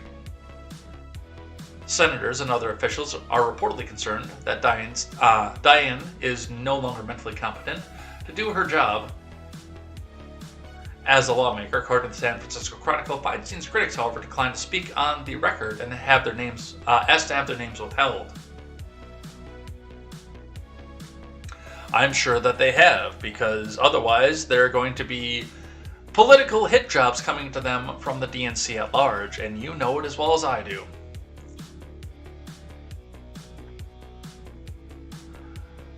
From SF Gate, Feinstein's mental capabilities are getting worse, unnamed Democratic senator says. Same information that we've seen off of this. We're going to skip this one, I think. Let's grab one from the Blaze. Shifting gears, moving states, talking about Georgia. Judge issues a stinging defeat for Stacey Abrams and her campaign for governor of Georgia. From Carlos Garcia. A judge ruled on Thursday that Stacey Abrams could not begin making use of unlimited campaign donations because she isn't yet technically the nominee for the Democratic Party for the governorship of Georgia. The law allows unlimited campaign donations through the use of leadership communities, but those can only be set up by official nominees of parties running in the election. So I'm guessing this means that they can't transfer money out of her, or out of weaker or safer candidates' ActBlue accounts and go bring it into her. I had an interesting conversation about that on Twitter before I got started here, by the way. Let me read a little bit of this and I'll talk to you guys about that, because, you know, it has to do with the fact that all these people call for campaign finance reform, and every Democrat has an ActBlue account. And suddenly just there's unaccounted money going into people, and they're telling us how they're breaking fundraising records in, oddly enough, the weakest and the most competitive states. Honk honk. The campaign financing law was passed by the Republican-controlled General Assembly last year. Critics say the law gives Republican Governor Brian Kemp a massive advantage because he can fundraise without limitations that still apply to Abrams' campaign. Abrams will become the official Democratic nominee on May 24th in an uncontested primary. God damn, I wish somebody would run against her. This court will not rewrite Georgia law to enable one Georgia to stand in the same shoes as a leadership community that, in the plaintiff's view, is operating in violation of the First Amendment, wrote Judge Mark Cohen in the ruling. Court watchers were not surprised by the ruling because Cohen had telegraphed his disapproval of Abrams' legal maneuvering. Lawyers for Abrams argued that she should be considered the nominee because of her primary election was uncontested, but Cohen said that they should have sought an injunction against the unlimited financing by Kemp instead of seeking the same financing for their campaign. So one of the things, and I looked at this. Now, if that's the Georgia law, then she should abide by it and then give herself a chance to go back and repeal the law as the governess or the queen or whatever the fuck nomination she's seeking. I have no idea at this point. But it's interesting to come back out. Now, if you go looking into Stacey Abrams, I guarantee you that there's a Stacey Abrams Act Blue. In fact, I'm going to Google it right now. I'm not going to use DuckDuckGo because, you know, they're in there analyzing and looking for red meat for you. But let's Stacey EY Abrams Act Blue. Yep, Act Blue right there. And it's the thing with when you look at this too, because you see this with all of them. They've all got the same. It's all coming from the same company. It's all coming into the same place here. And it's always Act Blue. And I mean, it's never like StaceyAbrams.actblue.com. Like when we look at the Turn Some Pages fundraiser, it is GiveSendGo.com/TurnSomePages101 because we want a unique identifier on the front that it's ours. But if you look at any of the links that these people put out, it's always secure.actblue.com. Now, I would love to crack open the books on this Act Blue because I'm pretty positive that all the donations that are going in when you go to your secure.actblue.com are going into the very same account, and then Act Blue is just shuffling this back around, taking the money away from weaker candidates or safer candidates. That's another big one, really, really safe candidates, and shuffling them around to races like this one, or they're attempting to do it for this one, or Warnock. That would be a big one.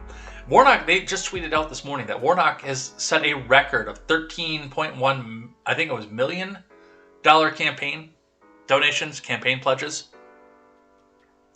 And I just keep thinking to myself, Warnock is massively unpopular in his state. They honked him in and they got some buyer's remorse off of the dude. Because he is a very radical activist. And while the honking machine of Act Blue that can take donations anonymously from big business leaders who are controlling the Democrat Party right now may be believable, I really feel more like this is, especially given the fact that all the donations for Democrats are going to the exact same motherfucking place. This is, oh, hey, Tim, you in Wisconsin that running against Ron Johnson, you're probably going to get curb stomped or you're going to get primaried back out. Let's just take some of this money that we have out of you here, and let's just... I think Raphael Warnock needs it more. That's where it says, too, your contribution will benefit Stacey Abrams. I don't know that it will.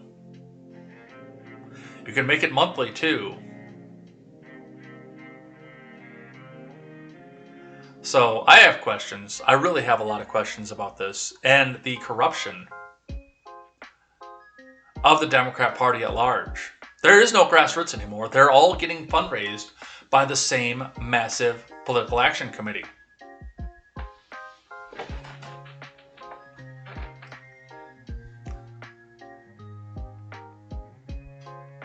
From CNN. Russian warship sinks in the Black Sea after Ukraine claims it was hit by a missile.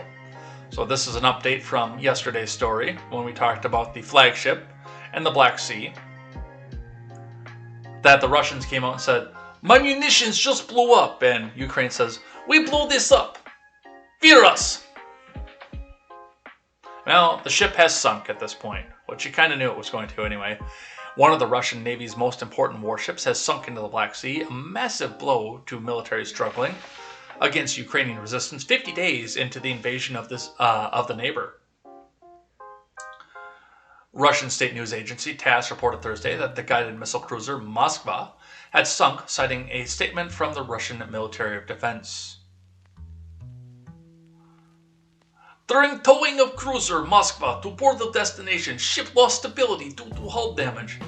Received during fire from detonation of ammunition. In conditions of stormy seas, ship sank. Conflicting accounts have emerged about the incident, along with everything else that has happened with the war in Ukraine since Putin started putting troops on the border in November of last year.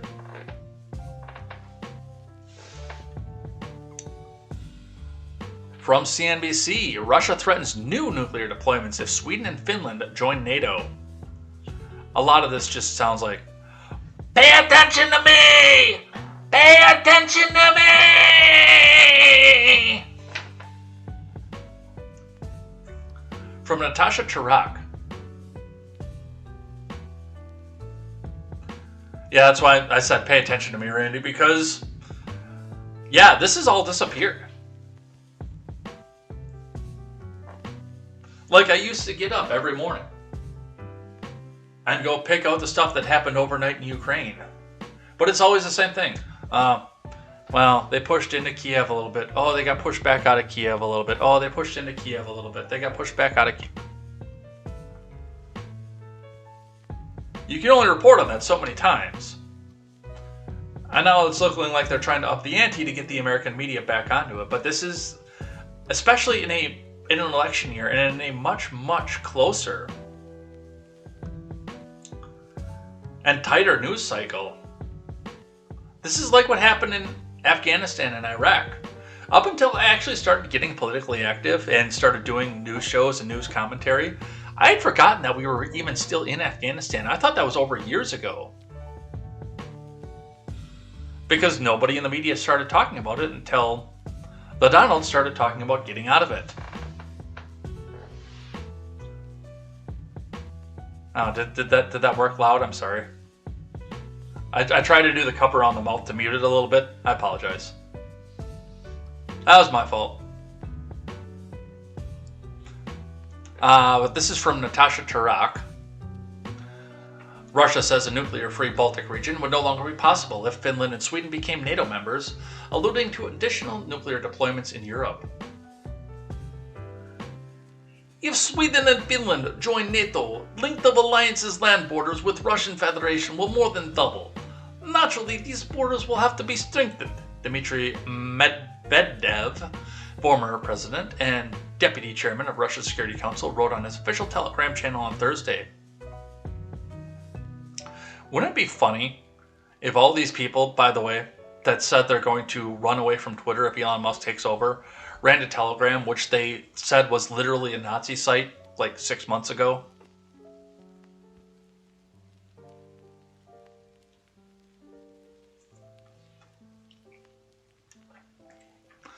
Russia will have to seriously strengthen grouping of land forces and air defense.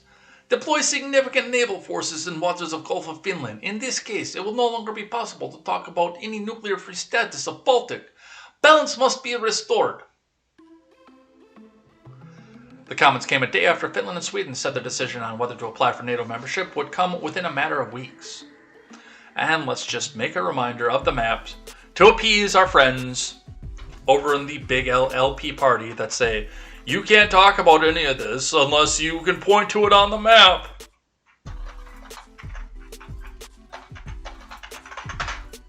So let's bring up the map.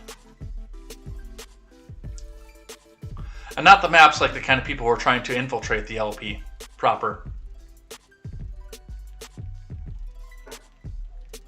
So what they're talking about, Sweden and Finland, obviously. Sweden itself, which I'm actually a little surprised Sweden isn't a NATO member already, being tucked up against Norway the way that it is. But Finland actually does have a direct Russian border, like almost its entire border is Russian. The little bit of Norway that touches Russia as well is not a huge deal, but all of Finland. And then, yes, they're talking about putting nukes into here, and then also having another presence in the Baltic Sea. So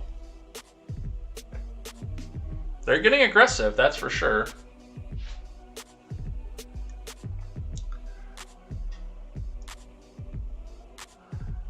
But again, nobody's really paying attention to them anymore.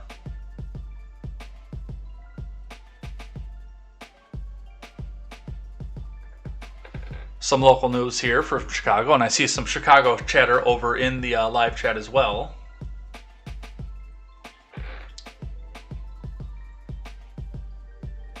Man once known as mayor of Chicago Tent City sentenced to 20 years for murder. From ABC 7 Chicago digital team. The man once known as the mayor of Chicago Tent City will spend the next 20 years behind bars. A judge sentenced George Arroyo after he pleaded guilty to first-degree murder this week. Arroyo shot and killed the victim during an argument in the South Loop encampment in 2019. The judge ruled Arroyo must serve his entire sentence before he is released. Well, if he's plea dealing into first degree, I would actually think it would be longer than 20 years. Because isn't murder 1 in Illinois usually 35 to life? I don't know. I don't know how you can become a mayor of a tent city either, but apparently you can. From ABC 10 out of Sacramento, another stupid incident. We just talked about this one a few months ago too. Like, it was either right after KTZed joined or right before she joined, because I do remember talking about this with KTZed. Man under car run over after trying to steal catalytic converter, Sacramento police say. Dude, catalytic converters are not that valuable, and the value is going down right now.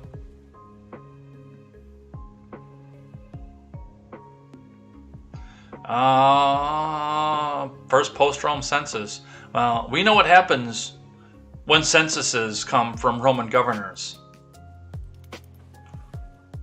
It leads to a chain of events that leads to our sins all being forgiven, of course. Thank you, Quirinius. A man trying to steal a car's catalytic converter was run over by the car, the Sacramento Police Department said. Police responded to the 8100 block of Timberlake Drive near Methodist Hospital after a reported collision between a vehicle and a pedestrian around 4:45 a.m. on Monday. Police said the man was taken to the hospital with serious injuries before being pronounced Darwined. I'm not even going to say dead. Darwined. He has been Darwined. Hopefully, he has not passed along his genetics. After the scene was investigated by traffic detectives, police say they believe the man was tampering with the vehicle and trying to steal the catalytic converter before he was hit. A spokesperson for the police department said the man was under the car when run over and that they don't believe the driver ran him over intentionally. Right. I think they don't want to press charges against the guy because he defended himself while he was having his stuff stolen.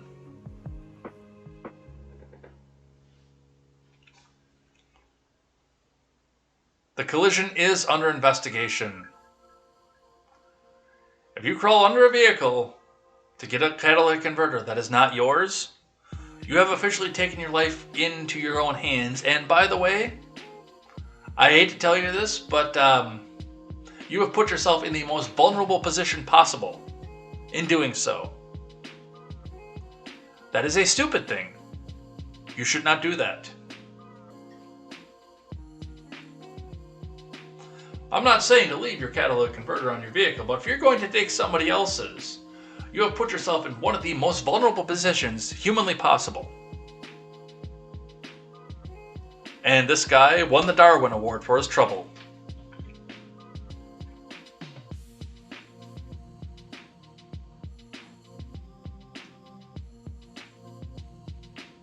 Now, because I had to listen to this earlier before we got started, I'm going to make you guys listen to David Hogg. Are you ready?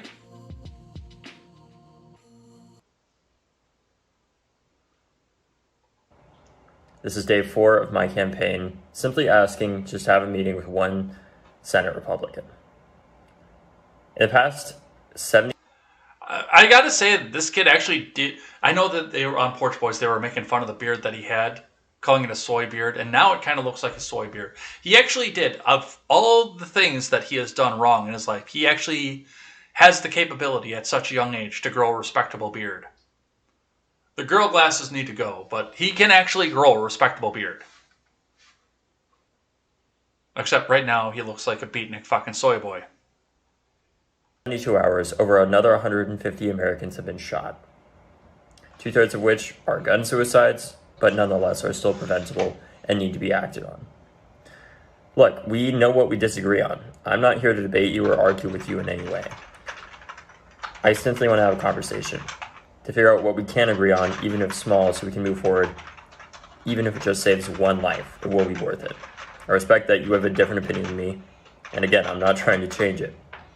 But I do think that there are some things that we can focus on that don't have to do anything with gun laws too, such as violence intervention programs that just need more funding, or suicide prevention programs that also need more funding. The reality is we can keep debating this issue all we want, but that's not going to change the fact that in the next 3 days, there's going to be another 150 Americans that are shot. We have the... How do you know that? And how many of them, by the way, are doing it themselves?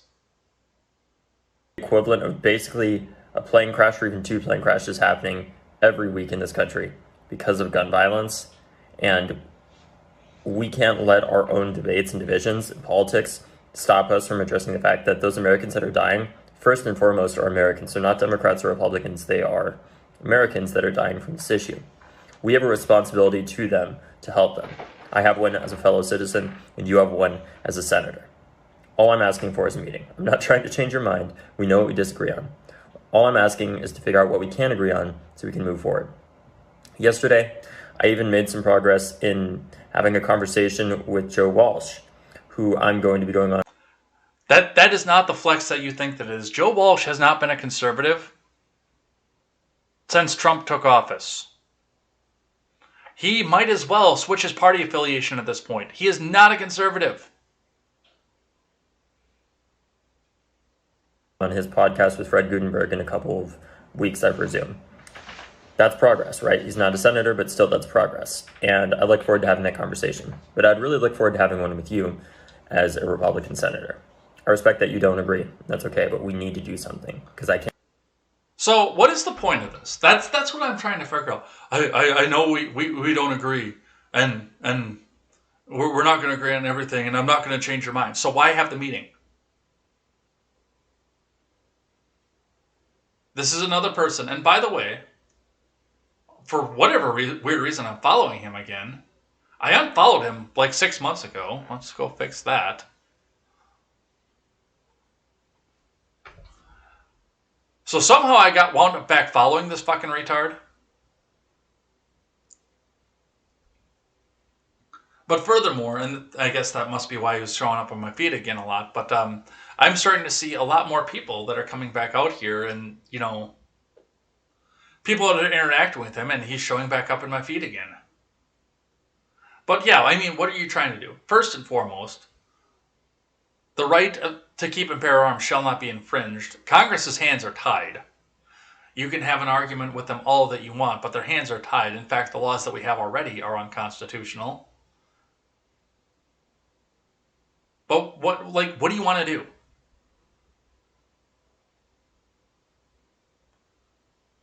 If the people can't shoot each other, they'll stab each other. If they can't shoot themselves, they'll fucking hang themselves. You have no leg in this.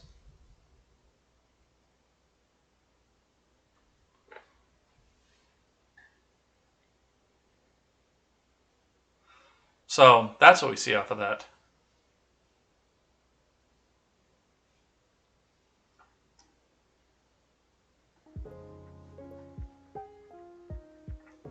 So a couple more here, then we will do some live chat for you guys. So if you've got your last minute live chats in, or you want to get some more people in and involved in this. By the way, thank you guys for putting the word out there. We had almost 20 people watching yesterday at one point. We got to 18 at one point yesterday. So the more you get in here, the more your friends that get in here, and the more people we get in here, the more friends you can make. And it looks like I see some friendships starting to form in here as well. But before we actually talked about the Grand Rapids thing, I wanted to point this out here. And this has bothered me. This bothers me a lot. So I Googled Grand Rapids to see if there were any updates on the story. And just like yesterday, what do we see for the news? MLive.com, 13 ABC on your side. Wood 8, 13 on your side, ABC, 13 on your side, ABC. CNN hasn't touched this. The Blaze touched this briefly. CNN won't go near this. We saw the little soy protest that they did yesterday. And this just, it's not the fact that it happened that bothers me. I consider this, and just from all the angles that I looked at this, and I've argued left and right with people who have questionable views on race. But I've argued left and right about this yesterday. And it does seem to me that a lot of what we're seeing here is an actual unjustified shot. The officer was kneeling on the guy, and yes, I understand the guy was bigger than him, but the officer was kneeling on the guy, had him, for the most part, immobilized.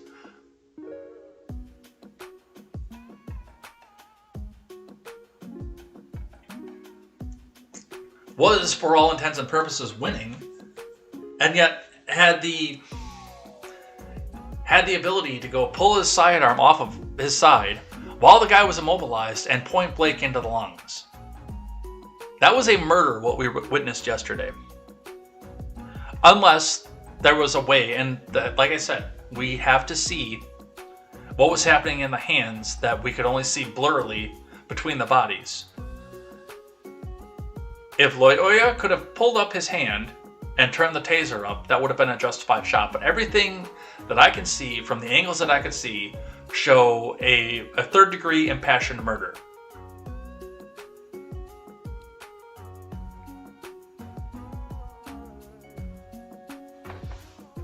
That's what I see off of this. But regardless, even if we go back down to where I was yesterday, where this was a 50-50 for me,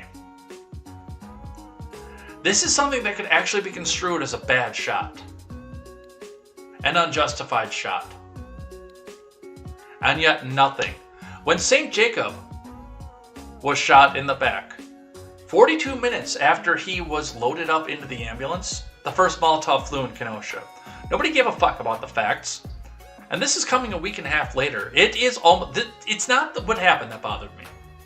We can have a conversation about law enforcement at another time. It is the fact that we look at something like this and we see that, hey, maybe these BLM riots from 2020 were engineered and staged to try to make the president look bad.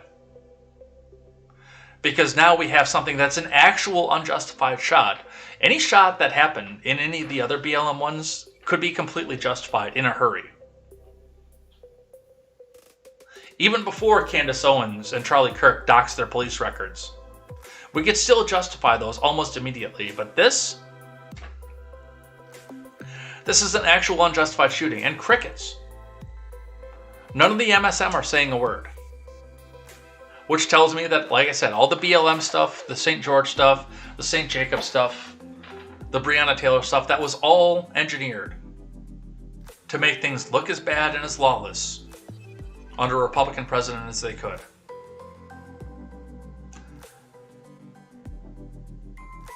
And that's what bothers me.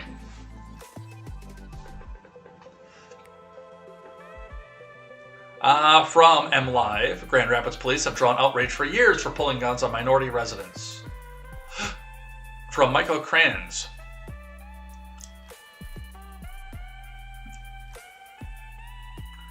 The past 5 years, the Grand Rapids Police Department has drawn scrutiny, sometimes nationally, for instances when officers have drawn guns on people of color. Those encounters range from police officers holding 5 black youths at gunpoint while walking home after playing basketball to a black man being forcibly arrested at gunpoint after a witness identified the wrong vehicle to police. And for their credit, MLive is trying to make this into a thing. It's not going to happen because they can't have their big lawless protest, but MLive is trying to make this into a thing. The incident since 2017 led to calls for change from different groups to improve police-community relations in Grand Rapids. Dozens of complaints against Grand Rapids police led the Michigan Department of Civil Rights to open an investigation into whether there is a recurring pattern of racial discrimination by the force.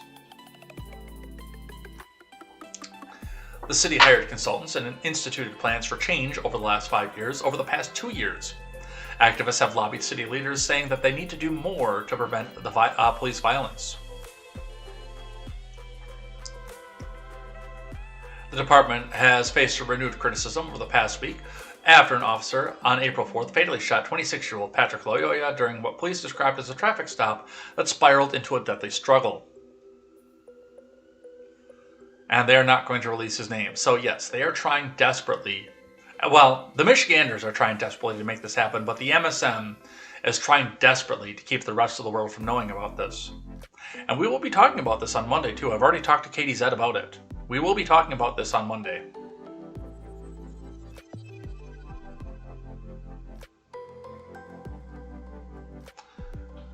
A little bit more New York one. New York City to honor transit heroes who helped save lives during the Brooklyn subway shooting. The frontline workers who helped save lives during Tuesday's subway shooting in Brooklyn will be honored on Friday. Mayor Adams is praising the transit workers who helped the riders during the horrific shooting on the subway. It comes after Frank James, who used to be known as Frank Whitaker, the man police say conducted the attack, faced a judge in court on Thursday.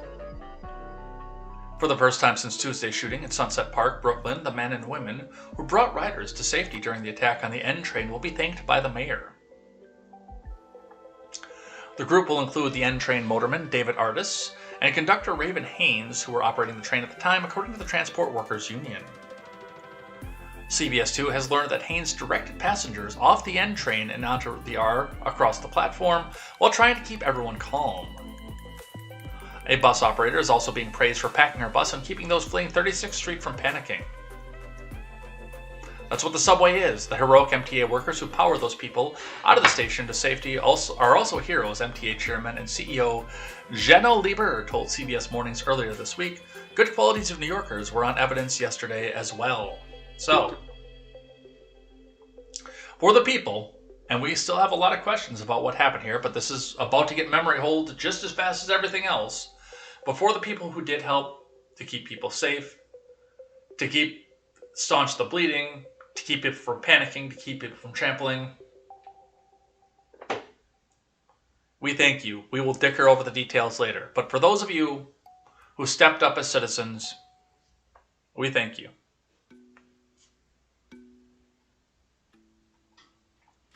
And the last one that we will do here, also coming out of our friends in New York. I thought Black Lives Mattered. Mayor Eric Adams slams the activist movement over the New York City crime.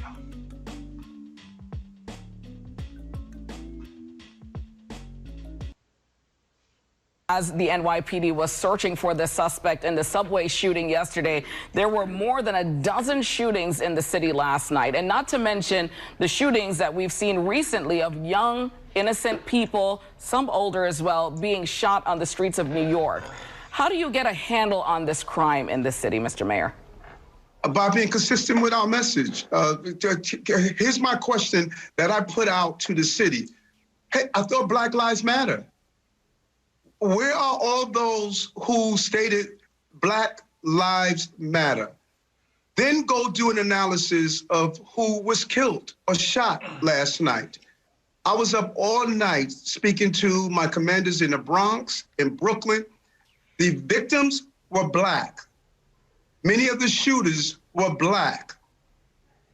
So I asked the question that was asking me when I was a child. It's 10 a.m., 10 p.m. Do you know where your children are? Why are 16, 17, and 18-year-olds out in our streets armed with guns 12, 1 o'clock at night? When are we going to start asking these serious questions? If Black Lives Matters, then the thousands of people I saw on the street when Floyd was murdered should be on the street right now stating that the lives of these Black children that are dying every night matters. We can't be hypocrites. And that's perfect. And that goes right on to what I said about the Michigan shooting as well. That goes exactly onto the same line. And we continue to follow. Shut up, you. That goes exactly onto the same line. That's the exact same words that I was saying about the Michigan shooting. It's not about BLM. And the people who orchestrated this and organized this don't care about Black lives. They're shooting each other in the streets by the hundreds in Chicago every fucking day. In New York, a string of shootings that happened outside of the one that happened on the MTA. And we only hear about the one that happened on the MTA. An actual unjustified shot in Michigan goes completely ignored. Because Black lives don't matter to these people. They never have. What matters to these people is using their media influence to make a politician that they don't like look bad and one that they like look good.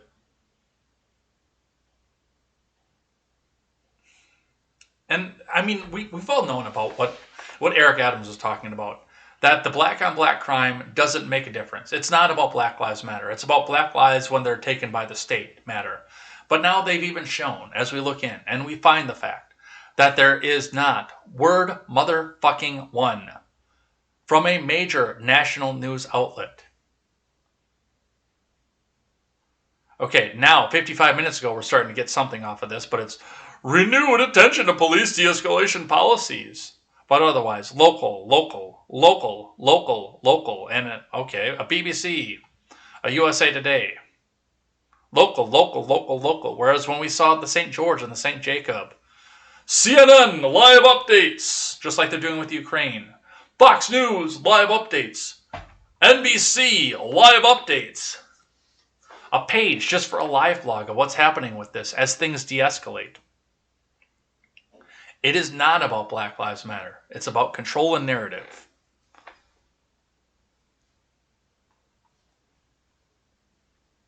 And that's what we see coming off of that. All right, now that I've completely sufficiently blackpilled the world here, let's do live chat.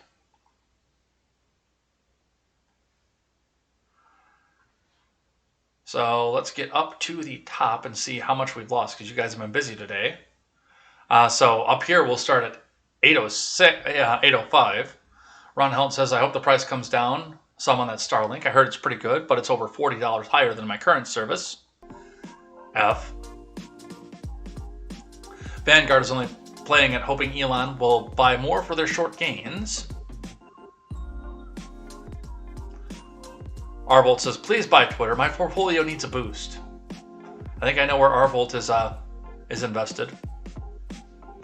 And Randy says he won't be able to. He said he wants 100%, and there will be people who refuse to sell till the day that they die, just because it's Elon Musk, by the way. That's part of the problem, is because it's Elon. There are people that are going to refuse to buy until the day that they die.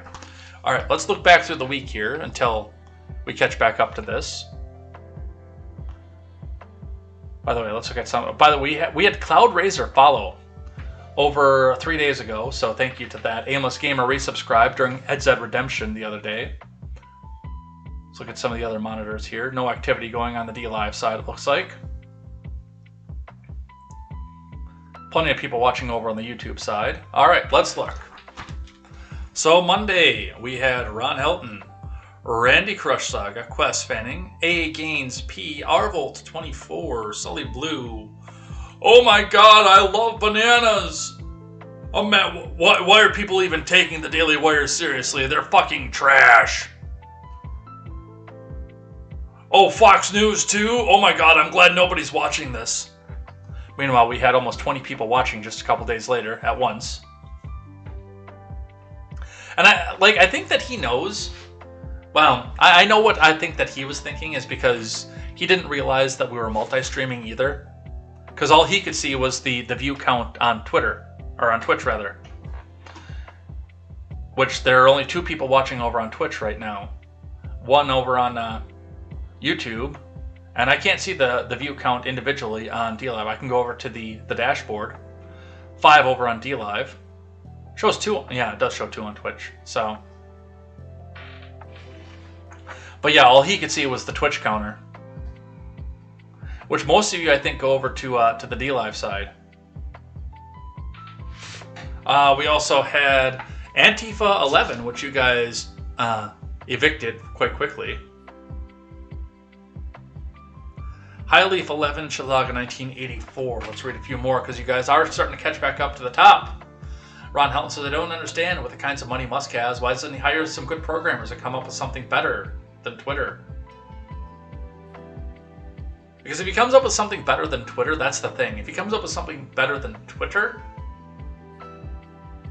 then they're just going to basically jack it as the way that they're doing now with it. Anything that Elon Musk comes up with, it's going to be instantly labeled as a Nazi site, just the way they did with Parler, with Gab, with Minds. It's a Nazi site. And I don't disagree with Ron either. I bet he can do it cheaper than trying to take over Twitter, let Twitter rot in its own echo chamber.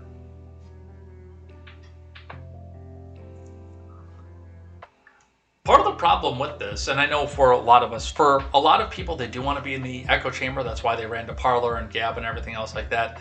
They just want to sit and stew in the echo chamber on the right and on the left. But for the right and the center and the libertarians, they do tend to be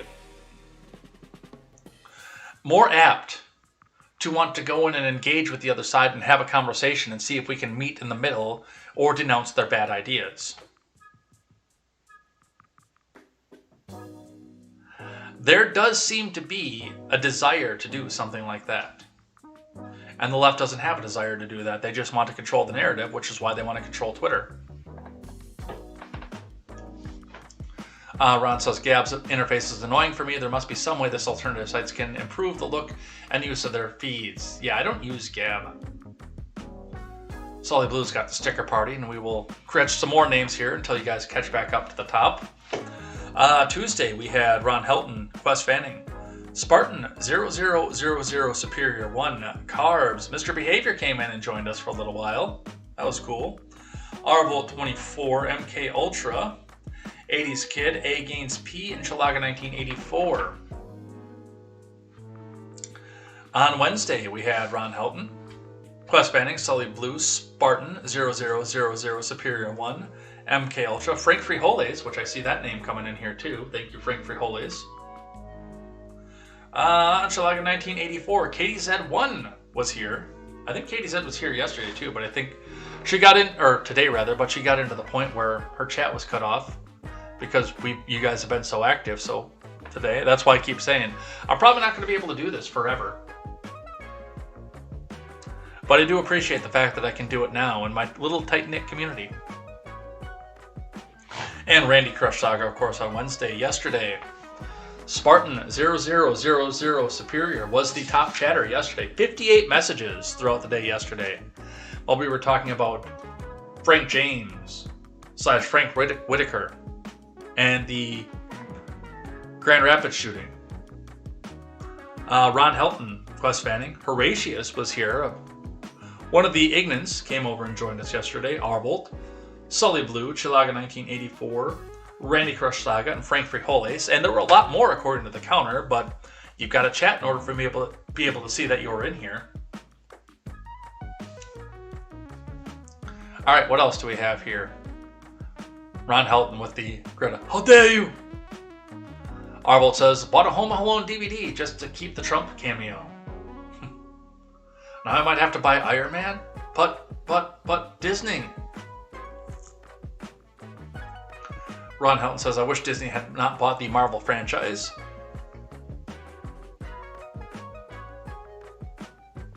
Moonlight and Loki are so good. I have not seen either one of those.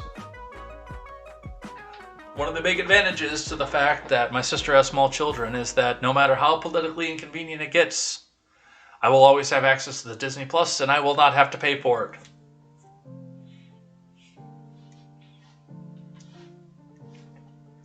Chilaga says TED Talks are a weird format, but why is Elon even on a TED Talk?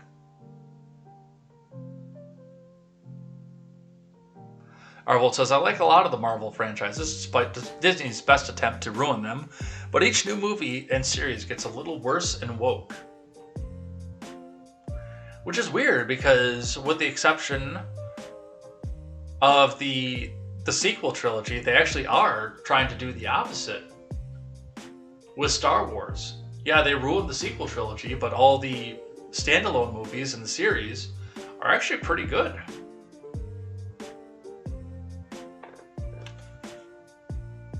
Oh, 10 viewers up here.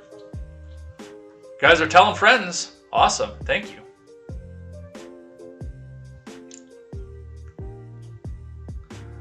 Arvold says, yeah, most TED Talks are the person talking, not being interviewed.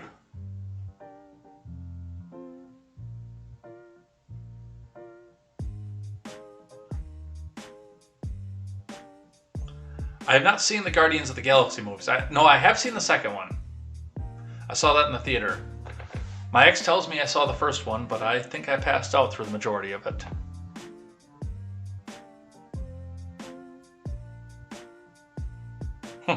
Mini Mike! We got some Bloomberg action. Ron says they're going to get 90 degrees here today, then drop back to 59 tomorrow. That's Oklahoma weather for you. Yeah, it was 65 on Tuesday, and it is currently 41 outside. Frank Frijoles says, what, Dorset? I think he means Dorsey. Has over 7 billion? That's funny. Sully says, I had a beast green deck. I had a bomb-ass blue deck, and I don't know what happened to it. I had it when I moved in Kenosha, but somewhere between when I moved away from Kenosha, the place that, it's a small enough town that I'm not going to say the name. Kenosha is a big enough city, I feel comfortable. And you guys all know that I used to live in Kenosha. Somewhere between the first small town that I moved into when I came up here and here, I lost my blue deck. I have no idea what happened to it. And I'm kind of sad about that. Because I do want to play it again. I was trying to organize and orchestrate a way to play through webcam. But most of my geek friends on Discord don't play that kind of game. I tried to get Seawall into it. I was like, I don't like card games.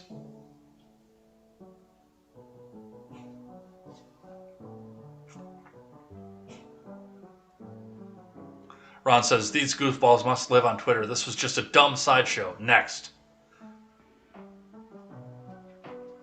Big lie, like the 2016 big lie. These people suck. Next. Oh, Ron. Favorite chatter, by far. Very opinionated. Sully's got the Joker, so we're going to say let the world burn. Randy, Twitter pitch meeting. Let's do 1/10 of what Facebook already does. Perfect. Arvold says it's called the straw man, and they're using it to burn down Elon Musk. Uh-oh, we dropped internet for a second. And we're back. So part of the nice part is if we do drop internet here with this new computer, it's not like the old laptop where it would have a heart attack and cut us off for like 5 fucking minutes. MK says Katie Tour is pretty dang cute. Can't argue with that. The thing I used to love about Twitter is there's no algorithm. It was just a solid feed. Best thing Twitter does is lists. I have a dozen lists of accounts that I browse for different subjects. I don't have any lists, and I'm on very few of them. Mostly lists from people that I like. They keep trying to put me on lists like these people are Nazis, and these are the former guy's army, and this shit and that. And I get the alert that I'm put on the list, and I find the person who put me on the list, and I block that person. And then I unblock that person because I have nobody blocked. But just that second of having that person blocked removes me from his list. The soft block not only works for follows, it works for the list as well. Fanning is here. He slept in for Good Friday. Well, that's good. I'm Randy. A Good Friday to sleep in.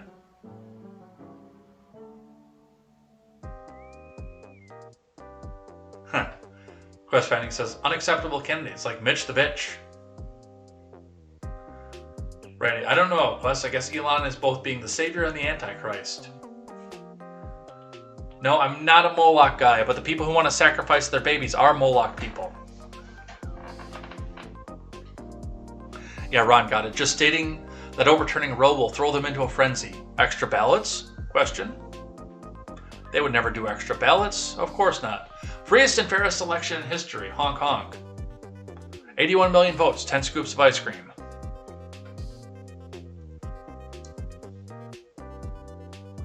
Sully says, do you kill a vegan vampire with a steak or a steak?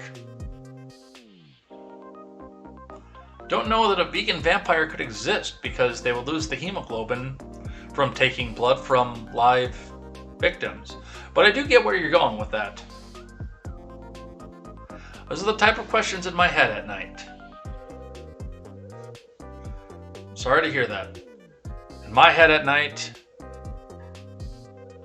I'm thinking about Ashley Tisdale.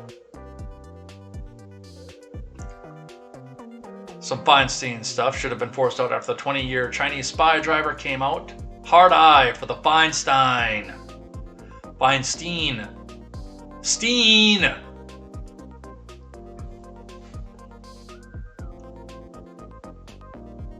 Fundraising records when there's arguably no sign that campaigning is going on. Sounds legit.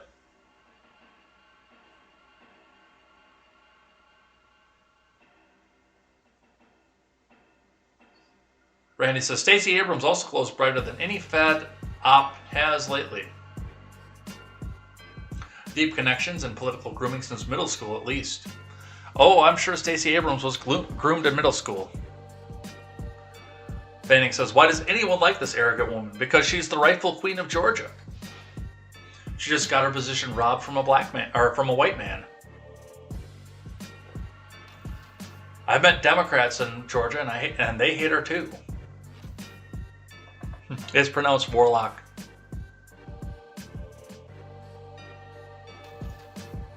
Randy says, I don't even know someone who's still talking about the Ukraine. So, yep, that was loud. Yeah, sorry about that. I tried to mute it. I tried to muffle it. Music Man is here. That's a new name in here. Finland next. Perhaps. MK says, I was on the north side yesterday. Literally an entire street was rocking yellow and blue flags.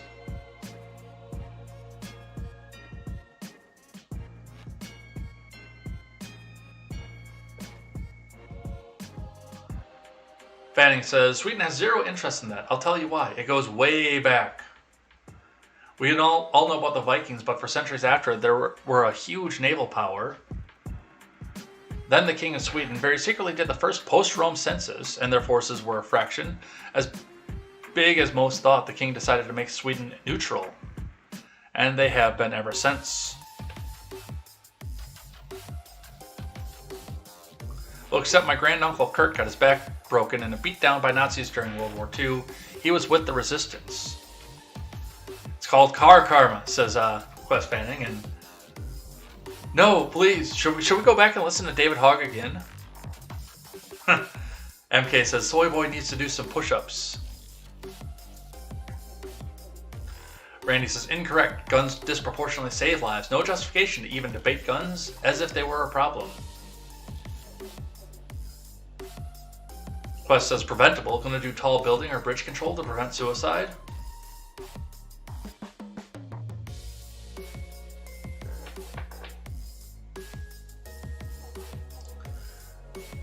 Randy says, that's what I was thinking. He doesn't intend to change their minds, but there needs to be something done. Fanning says, Joe Walsh retweeted me, but I unfollowed him because I disrespect him. He has Trump policies, but can't accept Trump himself. No, he doesn't. He has, let's go bomb the fucking brown kids mentalities. It is, yeah, it was David Hogg.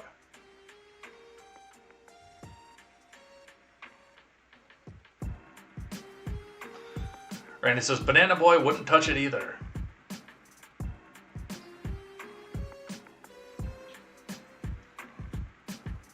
Uh, 108,000 is the lowest number that can be found for defensive uses of gun per year. That's the minimum number of gun homicides to justify even discussing guns as a problem. MK says if Hillary was the cop, it would have been ruled a suicide.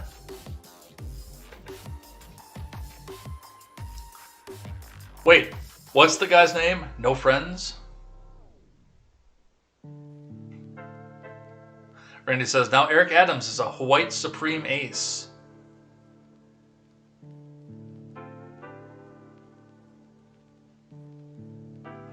Fanning says, I'm honestly so sick of my commute, being home or at the office or school. Very grateful, however, for the few brave folks the other day. Randy says, he should talk to Don Lemon. That will straighten him out. Well, Don Lemon does need some straightening.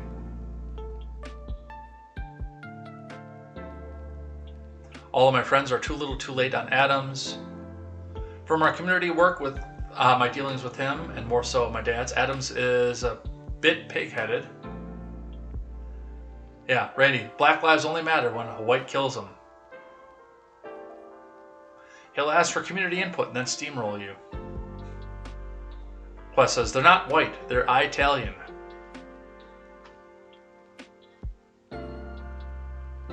You think we get to think. I'm thanking you right now, Randy.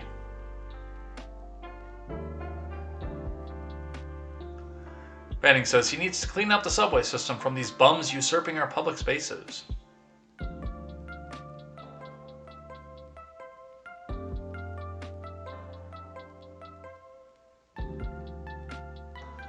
Randy, good old banana boy. Oh my god, I love bananas. Yeah, Fanning is in protected mode again, so.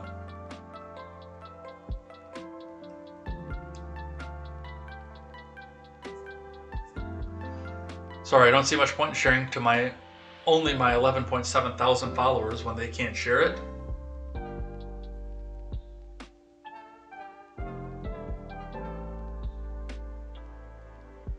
Randy says, I think I have 5 followers on Twitter. Mersh from Nightwave followed me. What do I have? Like 1,400? I don't even know. 1,449. I kind of bounce around the 1,450 mark all the time.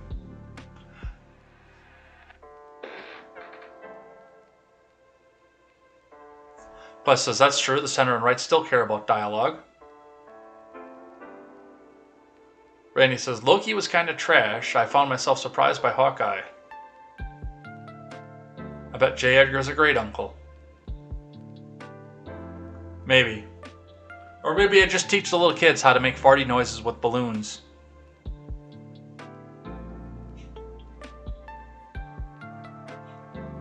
Sully says, yeah, I have Disney Plus for my sister, otherwise I wouldn't pay. Don't you have a small kid, though, too? I mean, it'd be reasonable for you because you've got a small kid, if I remember correctly.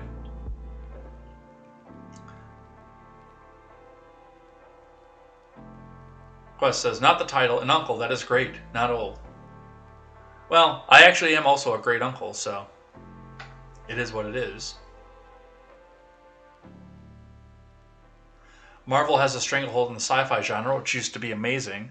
Yeah, and even like the Trek is supposedly getting woke. Apparently, in Picard, they have to go back in time to stop an event from happening in 2024 that caused a great ripple effect and a great amount of wars in the future. Gee, I wonder what that could be.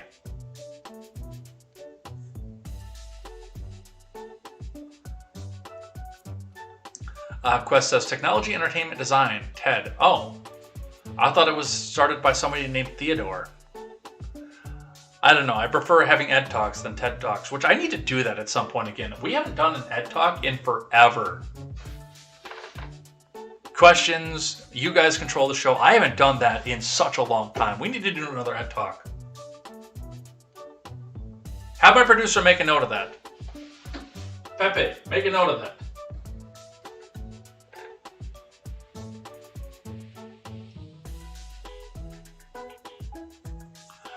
Marvel / superhero saturation is why people see Elon Musk as a hero / villain. I sold my green deck for $800 back in 2002. I still regret it though. I wonder if my ex stole my blue deck. Because she seems like that she'd be into that kind of thing.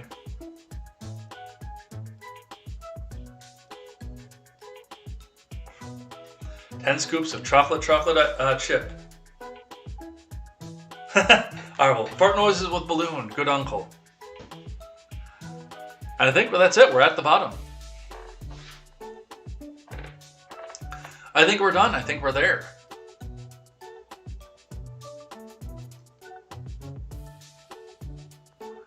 I don't know. When he gets a little bit older, maybe we'll put Pugsley on and see if I'm a great uncle or not. Maybe. I don't know. Maybe he'll be sad by the answer. I don't know. I haven't been up there in forever just because gas prices got so fucking outrageous, but I need to go at some point again.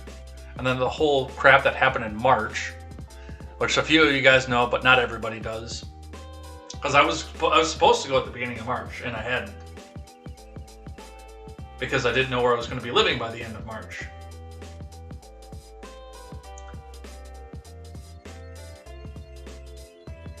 You know what? Let's get out of here for the day.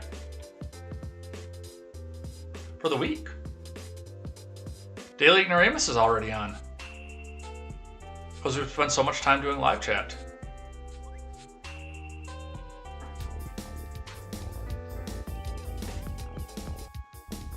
All right, so we're going to head out of here for the week and for the weekend. No weekend shows today. A, it's Easter weekend. B, I will again be tied to the old iPod, listening to a certain real estate teacher talk. I'm obviously not going to dox who that is as well, because I don't want you guys to know what company that I'm going to be working for until the time is right for that. But, once we get out of here, once we are ready to go, we're going to head out of here. I hope you guys see some of your family over the weekend here. Unfortunately, I'm probably not going to be able to, but I hope that you guys do. I hope you guys have a great time with that. I hope that everything turns out well for you and you guys are doing great. We'll be back here on Monday for more contemporary, more news and headlines of stuff that's happening over the weekend. No leftover, because this was my vacation week and we were able to stay late and finish all this stuff. So it'll be just the regular stuff that pops up over the weekend. Make sure you guys do put some of the stories that you think are important. Either tag me on Twitter, go into the Discord, or go into the Gilded as well. Go and get into all of those places so you can come in and help shape the show and be here Monday night for KTZed Redemption, where we will be talking about the subway shooting, the Grand Rapids shooting, Elon Musk, a little bit of Ukraine, some of the midterm stuff, and all kinds of other stuff more. This has been a crazy week for news, and we will be seeing what's happening with all of that. And with that, we are going to head out of here. Happy Good Friday. I hope you have a great Easter. I hope you guys spend some time with your family. If you can get some time out with your families, we'll be back here for the next time. And until then, I am Jay Edgar, and this is Contemporary. Take care.